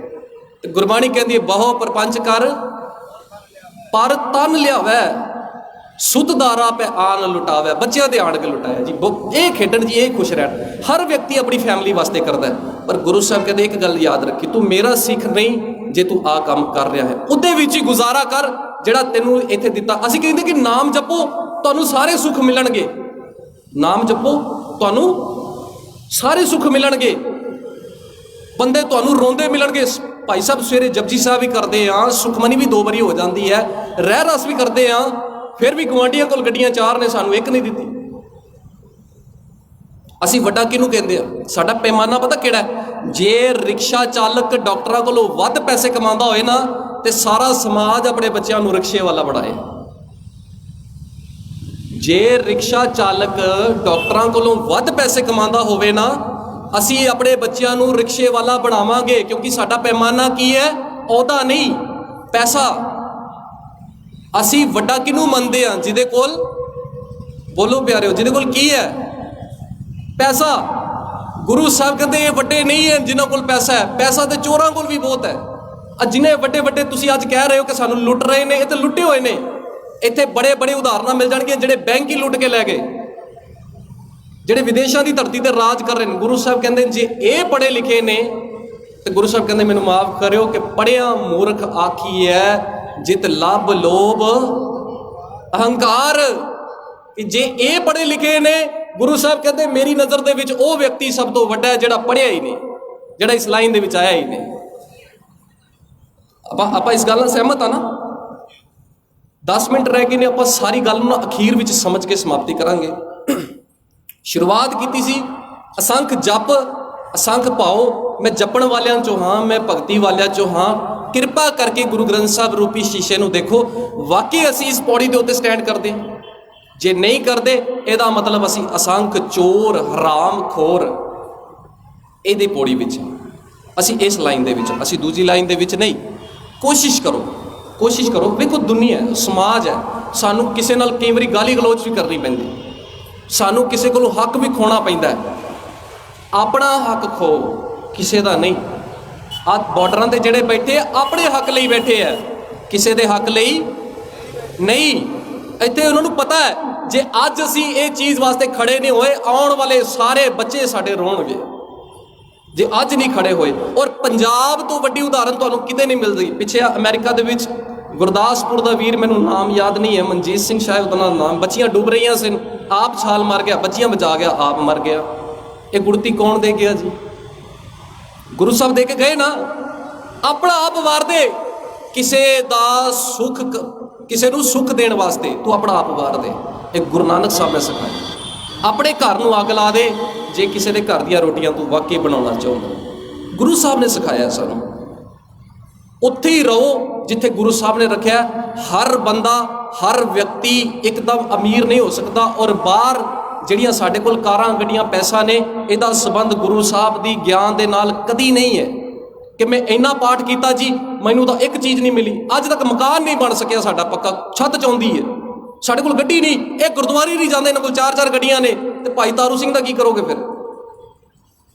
ਫਿਰ ਤੇ ਭਗਤ ਕਬੀਰ ਸਾਹਿਬ ਵੱਡਾ ਹੋ ਹੀ ਨਹੀਂ ਸਕਦੇ ਕਦੇ, ਉਹਨਾਂ ਕੋਲ ਤਾਂ ਕੋਠੀਆਂ ਹੀ ਨਹੀਂ ਸਨ। ਪਰ ਮਨ ਕਰਕੇ, ਆਤਮਿਕ ਤੌਰ ਕਰਕੇ, ਆਪਣੇ ਸੁਰਤ ਕਰਕੇ ਇੰਨੇ ਉਹਨਾਂ ਦੀ ਉੱਚਾ ਸੁੱਚਾ ਜੀਵਨ ਸੀ ਕਿ ਅਗਲਿਆਂ ਵਾਸਤੇ ਇਹ ਚੀਜ਼ਾਂ ਕੁਝ ਮਾਇਨੇ ਨਹੀਂ ਰੱਖਦੀਆਂ ਸਨ। ਇਹ ਤਾਂ ਦੁਨਿਆਵੀ ਚੀਜ਼ਾਂ ਨੇ। ਅੱਜ ਹੈ, 10 ਸਾਲ ਵਾਸਤੇ ਹੈ, 50 ਸਾਲ ਵਾਸਤੇ, ਇਸ ਤੋਂ ਬਾਅਦ ਨਹੀਂ ਹੈ। ਪਰ ਜਿਹੜੀ ਚੀਜ਼ ਦੁਨੀਆ ਤੇ ਕਾਇਮ ਰਹੇਗੀ, ਮੇਰੇ ਮਰਨ ਤੋਂ ਬਾਅਦ ਵੀ ਉਹ ਕਹਿਣਗੇ ਜੀ ਬੰਦਾ ਇੰਨਾ ਖੁਦਗਰਜ਼ ਸੀ, 10 ਰੁਪਏ ਵੀ ਲੱਭਦੇ ਸੀ ਤੇ ਦੇ ਕੇ ਜਾਂਦਾ ਸੀ ਕਿ ਭਾਈ ਲੈ ਲਓ, ਕਿਤੇ ਹੈ। ਇੰਨਾ ਖੁਦਗਰਜ਼ ਵਿਅਕਤੀ ਸੀ। ਇਹਦੇ ਕੋਲ ਹੈ ਕੁਝ ਨਹੀਂ ਸੀ, ਚਾਹੁੰਦਾ ਬੜਾ ਕੁਝ ਕਰ ਸਕਦਾ ਸੀ, ਨਹੀਂ ਕੀਤਾ। ਬੜੀ ਉਦਾਹਰਨਾਂ ਤੁਹਾਨੂੰ ਮਿਲ ਜਾਣਗੀਆਂ। ਇੱਥੇ ਉਹ ਜਿਹੇ ਵਕੀਲ ਨੇ ਜਿਹੜੇ ਫ੍ਰੀ ਕੇਸ ਲੜਦੇ ਨੇ ਦੂਜਿਆਂ ਦਾ, ਕਿ ਇਹ ਬੱਚੀ ਮੇਰੀ ਹੈ ਜੀ, ਮੈਨੂੰ ਸਰਕਾਰ ਵੱਲੋਂ ਤਨਖਾਹ ਮਿਲ ਰਹੀ, ਮੈਨੂੰ ਤੁਹਾਡੇ ਕੋਲ ਪੈਸਾ ਨਹੀਂ ਚਾਹੀਦਾ, ਇਹ ਬੱਚੀ ਮੇਰੀ ਹੈ। ਜੇ ਤੁਹਾਡੇ ਘਰ 'ਚ ਪੈਸਾ ਨਹੀਂ, ਕੋਈ ਗੱਲ ਨਹੀਂ, ਮੈਂ ਫ੍ਰੀ ਕੇਸ ਲੜਾਂਗਾ। ਅਗਲੇ ਕਹਿੰਦੇ ਕਿ ਬਾਕੀ ਇਹ ਦਸਤਾਰ ਵਾਲਾ, ਇਹ ਗੁਰੂ ਨਾਨਕ ਦਾ ਸਿੱਖ ਹੈ, ਡਾਕਟਰ ਹੈ, ਕੋਈ ਗੱਲ ਨਹੀਂ ਜੀ, ਨਹੀਂ ਫੀਸ ਦਿੱਤੀ, ਕੋਈ ਚੱਕਰ ਨਹੀਂ, ਤੁਸੀਂ ਪਹਿਲੇ ਬੱਚਾ ਅੰਦਰ ਲੈ ਕੇ ਆਓ। ਨਹੀਂ ਤੇ ਇੱਥੇ ਉਹ ਹਸਪਤਾਲ ਨੇ, ਬੱਚਾ ਵਿਚਾਰਾ ਤੜਫਦਾ ਹੋਏਗਾ, ਕਹਿਣਗੇ ਪਹਿਲੇ ਫੀਸ ਜਮ੍ਹਾਂ ਕਰਾਓ, ਫਿਰ ਆ ਕੇ ਮੇਰੇ ਨਾਲ ਮਿਲਿਓ। ਤੇ ਮਹਾਰਾਜ ਕਹਿੰਦੇ ਜੀ ਇਹ ਪੜ੍ਹੇ ਲਿਖੇ ਨੇ, ਮੈਂ ਨਹੀਂ ਮੰਨਦਾ ਇਹਨਾਂ ਨੂੰ ਪੜ੍ਹਿਆ ਲਿਖਾ। ਇਹ ਉਹ ਮੇਰੀ ਨਜ਼ਰ 'ਚ ਪੜ੍ਹੇ ਲਿਖੇ, ਇਹਨਾਂ ਕੋਲੋਂ ਤੇ ਉਹ ਚੰਗੇ ਨੇ ਜਿਹੜੇ ਗਲਤ ਰਾਹ ਤੇ ਤੁਰੇ ਨੇ। ਤੁਰੇ ਤੇ ਹੈ ਨੇ ਨਾ, ਅਸੀਂ ਤੇ ਤੁਰੇ ਹੀ ਨਹੀਂ। ਹੋ ਸਕਦਾ ਉਹਨੂੰ ਕੋਈ ਰਾਹ ਤੇ ਫੜ ਕੇ ਰੋਕੇ ਤੇ ਕਹੇ ਭਾਈ ਇਹ ਰਾਹ ਤੇ ਤੁਰ, ਚੰਗੇ ਰਾਹ ਤੇ, ਉਹ ਉਧਰ ਨੂੰ ਤੁਰ ਪਏ ਸ਼ਾਇਦ। ਜਿਹੜੇ ਤੁਰੇ ਹੀ ਨਹੀਂ ਉਹਨਾਂ ਦਾ ਕੀ ਕਰੋਗੇ? ਜਿਹੜੇ ਤੁਰੇ ਹੀ ਨਹੀਂ ਉਹਨਾਂ ਦਾ ਕੀ ਕਰੋਗੇ? ਘੱਟੋ ਘੱਟ ਤੁਰੇ ਤੇ ਹੈ ਨੇ। ਕਿਰਪਾ ਕਰਕੇ ਕੋਸ਼ਿਸ਼ ਕਰੋ, ਯਤਨ ਕਰੋ, ਜਿੰਨੀ ਦੇਰ ਤੱਕ ਜੀ ਰਹੇ ਆ ਨਾ, ਉਸ ਹੱਕ ਨਾਲ, ਉਸ ਉਹਦੇ ਨਾਲ ਜੀਵੇ। ਬੱਚਾ ਪਤਾ ਕੀ ਕਰਦਾ? ਤੁਸੀਂ ਕਦੇ ਵੀ ਨੋਟ ਕਰੋ, ਜੇ ਸਿਆਣਾ ਪੁੱਤ ਹੋਏਗਾ ਨਾ, ਬਾਪ ਦੀ ਪੱਗ ਨੂੰ ਕਦੀ ਦਾਗ ਨਹੀਂ ਲੱਗਣ ਦਿੰਦਾ। ਜਦੋਂ ਸਿਆਣਾ ਪੁੱਤ ਹੁੰਦਾ, ਸਿਆਣੀ ਧੀ ਹੁੰਦੀ ਹੈ ਨਾ, ਬਾਪ ਦੀ ਪੱਗ ਨੂੰ ਇੱਕ ਵਾਰੀ ਵੀ ਦਾਗ ਨਹੀਂ ਲੱਗਣ ਦੇਗੀ, ਜਦੋਂ ਬਾਪ ਨੂੰ ਉਹਦੇ ਤੇ ਭਰੋਸਾ ਹੋ ਗਿਆ। ਮੈਂ ਦੁਨਿਆਵੀ ਉਦਾਹਰਨ ਨਹੀਂ ਦੇ ਰਿਹਾ, ਮੈਂ ਆਤਮਿਕ ਉਦਾਹਰਨ ਦੇ ਰਿਹਾ ਕਿ ਦੁਨਿਆਵੀ ਤੌਰ ਤੇ ਅਸੀਂ ਬੜੀ ਉਦਾਹਰਨਾਂ ਸੁਣੀਆਂ ਨੇ ਕਿ ਇਹਦੀ ਬੱਚੀ ਨੇ ਆਹ ਕਰਤਾ ਜੀ, ਉਹਦੇ ਬੱਚੇ। ਗੁਰੂ ਸਾਹਿਬ ਕਹਿੰਦੇ ਨੇ ਜਦੋਂ ਪੁੱਤ ਬਾਪ ਦੀ ਪੱਗ ਦੀ ਇੱਜ਼ਤ ਦੀ ਅਹਿਮੀਅਤ ਸਮਝਦਾ ਹੈ ਨਾ, ਫਿਰ ਉਹ ਉਨੀ ਰਿਸਪੈਕਟ ਕਰਦਾ ਹੈ। ਜੇ ਅੱਗੋਂ 4 ਵਿਅਕਤੀ ਵੀ ਉਹਦੇ ਬਾਪ ਬਾਰੇ ਕੁਝ ਕਹਿ ਜਾਣ ਨਾ, ਉਹਦੇ ਤੋਂ ਬਰਦਾਸ਼ਤ ਨਹੀਂ ਹੁੰਦਾ ਨਾ ਪਿੰਡਾਂ ਦੇ ਵਿੱਚ। ਜੇ ਕੋਈ 4 ਵਿਅਕਤੀ ਗੱਲ ਕਰਦੇ, ਸਾਨੂੰ ਪਤਾ ਚੱਲ ਜਾਏ ਤੇਰੇ ਪਿਓ ਨੂੰ ਉਹਨੇ ਗੱਲ ਕੱਢੀ ਹੈ, ਅਗਲੇ ਘਰੋਂ ਬੰਦੂਕਾਂ ਰਫਲਾ ਚੱਕ ਕੇ ਲਿਆੜ ਕੇ ਤੂੰ ਗੱਲ ਕਿਵੇਂ ਕੱਢੀ ਭਾਈ, ਹੁੰਦਾ ਨਾ ਇਹਦਾ। ਅਗਲਾ ਤੁਹਾਨੂੰ ਮੂੰਹ ਚੜ ਕੇ ਕਹਿ ਦੇ ਕਿ ਤੂੰ ਤੇ ਬਾਪ ਨੂੰ ਪੁੱਛਦਾ ਨਹੀਂ, ਤੂੰ ਕਦੋਂ ਰਫਲ ਚੱਕ ਲਿਆਇਆ ਭਾਈ? ਬਾਪ ਤੇਰਾ ਥਾਂ ਥਾਂ ਤੇ ਰੋਟੀਆਂ ਮੰਗਦਾ ਫਿਰਦਾ, ਮਾਂ ਤੇਰੀ ਗੁਰਦੁਆਰੇ ਰੋਟੀਆਂ ਖਾਂਦੀ ਫਿਰਦੀ ਹੈ, ਤੇਰੇ ਮਨ 'ਚ ਕਾਹਦਾ ਖੂਨ ਦਾ ਉਬਾਲਾ ਹੈ? ਇੱਦਾਂ ਹੀ ਹੈ ਨਾ। ਜੇ ਤੂੰ ਗੁਰੂ ਗ੍ਰੰਥ ਸਾਹਿਬ ਨੂੰ ਪੁੱਛਣਾ ਹੀ ਨਹੀਂ ਚਾਹੁੰਦਾ, ਜੇ ਤੂੰ ਗੁਰੂ ਗ੍ਰੰਥ ਸਾਹਿਬ ਦੀ ਗੱਲ ਮੰਨਣਾ ਹੀ ਨਹੀਂ ਚਾਹੁੰਦਾ, ਕਿਉਂ ਸ਼ਬਦ ਪੜ੍ਹ ਰਿਹਾ ਕਿ ਤੂੰ ਮੇਰਾ ਪਿਤਾ, ਤੂੰ ਹੈ ਮੇਰਾ ਮਾਤਾ? ਜੇ ਤੂੰ ਹੀ ਨਹੀਂ ਪੁੱਛਦਾ ਤੇ ਅਸੀਂ ਗੁਰੂ ਗ੍ਰੰਥ ਸਾਹਿਬ ਨੂੰ ਕੀ ਕਰਨਾ ਭਾਈ? ਦੂਜੇ ਵਿਅਕਤੀ ਕਹਿਣਗੇ ਅਸੀਂ ਕੀ ਕਹਿਣਾ ਭਾਈ ਗੁਰੂ ਸਾਹਿਬ, ਜੇ ਤੂੰ ਹੀ ਨਹੀਂ ਆਪਣੇ ਬਾਪ ਨੂੰ ਪੁੱਛਦਾ। ਕਿਰਪਾ ਕਰੋ, ਕੋਸ਼ਿਸ਼ ਕਰੋ ਕਿ ਜਿਹੜੀ ਚੀਜ਼ ਅਸੀਂ, ਕੋਈ ਪ੍ਰਚਾਰਕ ਦੀ ਲੋੜ ਨਹੀਂ ਹੈ, ਕੋਈ ਸਾਨੂੰ ਕਿਸੇ ਚੀਜ਼ ਦੀ ਲੋੜ ਨਹੀਂ, ਅਸੀਂ ਆਪ ਗੁਰੂ ਗ੍ਰੰਥ ਸਾਹਿਬ ਪੜ੍ਹਾਂਗੇ, ਦੇਖਾਂਗੇ ਕਿਹੜੀ ਗੱਲ ਸਾਡੇ ਗੁਰੂ ਸਾਹਿਬ ਨੇ ਮਨਾ ਕੀਤੀ ਹੈ। ਇੱਕ ਇੰਗਲਿਸ਼ ਦਾ ਅਗਰ ਕੋਈ ਪ੍ਰੋਫੈਸਰ ਹੈ, ਐਵੇਂ ਨਹੀਂ ਪੜ੍ਹਿਆ, ਉਹਨੇ ਮਿਹਨਤ ਕੀਤੀ, 18-20 ਸਾਲ ਲਗਾ ਕੇ ਉਹਨੇ ਇੰਗਲਿਸ਼ ਦੀ MA ਕਲੀਅਰ ਕੀਤੀ, ਗ੍ਰੈਜੂਏਸ਼ਨ MA, ਫਿਰ ਵੀ ਉਹਨੇ PhD ਕੀਤੀ ਹੈ, ਡਾਕਟਰ ਬਣਿਆ, ਤਾਂ ਜਾ ਕੇ ਇੰਗਲਿਸ਼ ਦਾ ਪ੍ਰੋਫੈਸਰ ਹੈ। ਮਿਹਨਤ ਕੀਤੀ ਔਰ ਉਸ ਖਿੱਤੇ ਦੇ ਵਿੱਚ ਉਹ ਮਾਹਿਰ ਹੈ ਨਾ ਜੀ। ਜਿੰਨੀ ਦੇਰ ਤੱਕ ਤੁਸੀਂ ਨਹੀਂ ਸਟੱਡੀ ਕਰੋਗੇ, ਹੋ ਸਕਦਾ ਮੇਰੇ ਤੋਂ ਬਾਅਦ ਕੋਈ ਹੋਰ ਆਵੇ, ਉਹਦੀ ਸੋਚ ਕੁਝ ਹੋਰ ਹੋਵੇ, ਤੀਜਾ ਬੰਦਾ ਆਵੇ, ਉਹਦੀ ਸੋਚ ਕੁਝ ਹੋਰ ਹੋਵੇ, ਮੇਰੇ ਤੋਂ ਪਹਿਲਾਂ ਤੁਸੀਂ ਕਿਸੇ ਨੂੰ ਸੁਣਿਆ, ਉਹਦੀ ਸੋਚ ਸਾਰਿਆਂ ਦੀ ਲੱਗ ਹੈ। ਪਰ ਜਿੰਨੀ ਦੇਰ ਤੱਕ ਮੈਨੂੰ ਕੋਈ ਕਹੇ ਜੀ ਇੰਗਲਿਸ਼ ਬੜੀ ਵਧੀਆ, ਇੱਕ ਬੰਦਾ ਕਹੇ ਜੀ ਬੜੀ ਔਖੀ ਹੈ ਜੀ, ਪਰ ਜਿੰਨੀ ਦੇਰ ਤੱਕ ਮੈਂ ਆਪ ਨਹੀਂ ਪੜਾਂਗਾ, ਮੈਨੂੰ ਪਤਾ ਹੀ ਨਹੀਂ ਚੱਲੇਗਾ ਕਿ ਇਹ ਔਖੀ ਹੈ ਕਿ ਸੌਖੀ ਹੈ। ਜਿੰਨੀ ਦੇਰ ਤੱਕ ਮੈਂ ਹੀ ਨਹੀਂ ਵਿੱਚ ਵੜਾਂਗਾ। ਜਿਸ ਵਿਅਕਤੀ ਨੇ ਅੰਬ ਦੇ ਬਾਰੇ ਸਾਰੇ ਸੁਣਿਆ ਹੀ ਹੋਵੇ ਕਿ ਅੰਬ ਇੰਨਾ ਮਿੱਠਾ ਹੁੰਦਾ ਜੀ, ਉਹਦੇ ਅੰਦਰ ਇਹ ਰਸ ਹੁੰਦਾ ਜੀ, ਤੇ ਜਿਹਨੇ ਖਾਧਾ ਹੀ ਨਹੀਂ ਤਾਂ ਉਹਨੂੰ ਕਿਵੇਂ ਪਤਾ ਚੱਲੇਗਾ ਕਿ ਇਹਦਾ ਰਸ ਕਿੱਦਾਂ ਹੁੰਦਾ? ਤੈਨੂੰ ਚਖਣਾ ਪੈਣਾ, ਤੈਨੂੰ ਵਿੱਚ ਵੜਨਾ ਪੈਣਾ, ਤੈਨੂੰ ਗੁਰੂ ਗ੍ਰੰਥ ਸਾਹਿਬ ਦੀ ਬਾਣੀ ਆਪ ਪੜ੍ਹਨੀ ਪੈਣੀ। ਜੇ ਹਿੰਦੂ ਵੀਰ ਹੈ ਆਪਣੇ ਗ੍ਰੰਥਾਂ ਨੂੰ ਪੜ੍ਹੇ, ਜੇ ਮੁਸਲਮਾਨ ਵੀਰ ਹੈ ਆਪਣੀ ਕੁਰਾਨ ਨੂੰ ਪੜ੍ਹੇ, ਦੇਖੇ ਕਿ ਮੁਹੰਮਦ ਸਾਹਿਬ ਨੇ ਕੀ ਕਿਹਾ, ਕੀ ਫਰਮਾਨ ਦਿੱਤਾ, ਕਿ ਉਹਨੇ ਕਿਹਾ ਕਿ ਕਿਸੇ ਦਾ ਹੱਕ ਲੈ ਕੇ ਖਾ, ਤੇ ਜੇ ਤੂੰ ਖਾ ਰਿਹਾ ਨਾ ਤੇ ਹੱਥ ਜੋੜ ਕੇ ਤਰਲਾ ਕਿ ਤੂੰ ਭਾਈ ਗੁਰੂ ਕੋਲੋਂ ਦੂਰ ਹੀ ਰਹਿ ਤੇ ਚੰਗਾ, ਕਿਉਂਕਿ ਤੂੰ ਆਪ ਤੇ ਖਰਾਬ ਹੈ, ਤੂੰ ਬਾਕੀਆਂ ਨੂੰ ਵੀ ਤਬਾਹ ਕਰ ਜਾਏਗਾ। ਜਦੋਂ ਇੱਕ ਰੋਟਨ ਸੇਬ ਅਸੀਂ ਰੱਖਦੇ ਹਾਂ ਨਾ, ਸੜਿਆ ਹੋਇਆ ਸੇਬ, ਕਿਸੇ ਸਾਫ ਸੁਥਰੇ ਸੇਬ ਨੂੰ ਬਾਕੀਆਂ ਨੂੰ ਵੀ ਸਾੜ ਜਾਏਗਾ, ਹੈ ਨਾ ਜੀ। 5 ਮਿੰਟ ਦਾ ਸਮਾਂ ਕਥਾ ਦੀ ਸਮਾਪਤੀ ਹੈ। ਨਿੱਕੀ ਜੀ ਗੱਲ ਕਹਿ ਕੇ ਆਪਾਂ ਸਮਾਪਤੀ ਕਰ ਦੇਣੀ ਹੈ, ਨਿੱਕੀ ਜੀ ਗੱਲ ਕਹਿ ਕੇ, ਕਿਉਂਕਿ 5 ਮਿੰਟ ਦਾ ਸਮਾਂ ਬਾਕੀ ਹੈ। ਇੰਡੀਆ ਦੇ ਵਿੱਚ 3 ਬਾਡੀਆਂ ਕੰਮ ਕਰਦੀਆਂ ਨੇ। 3 major parties are ruling right now on India: legislative body, judiciary, administration. In legislative body ਉਹਦੇ ਵਿੱਚ ਮੈਂਬਰ ਨੇ MLA, MP, ਮਿਨਿਸਟਰ। ਜੁਡੀਸ਼ਰੀ ਦੇ ਵਿੱਚ ਆ ਜਾਂਦਾ ਹੈ ਕੋਰਟ ਦੇ ਜੱਜ ਹੋ ਜਾਂਦੇ। ਜਿਹੜੀ ਐਡਮਿਨਿਸਟ੍ਰੇਸ਼ਨ ਹੈ ਉਹਦੇ ਵਿੱਚ ਆ ਜਾਂਦਾ DC, SP, ਹੋਰ ਵੱਡੇ ਵੱਡੇ ਅਹੁਦਿਆਂ ਵਾਲਾ।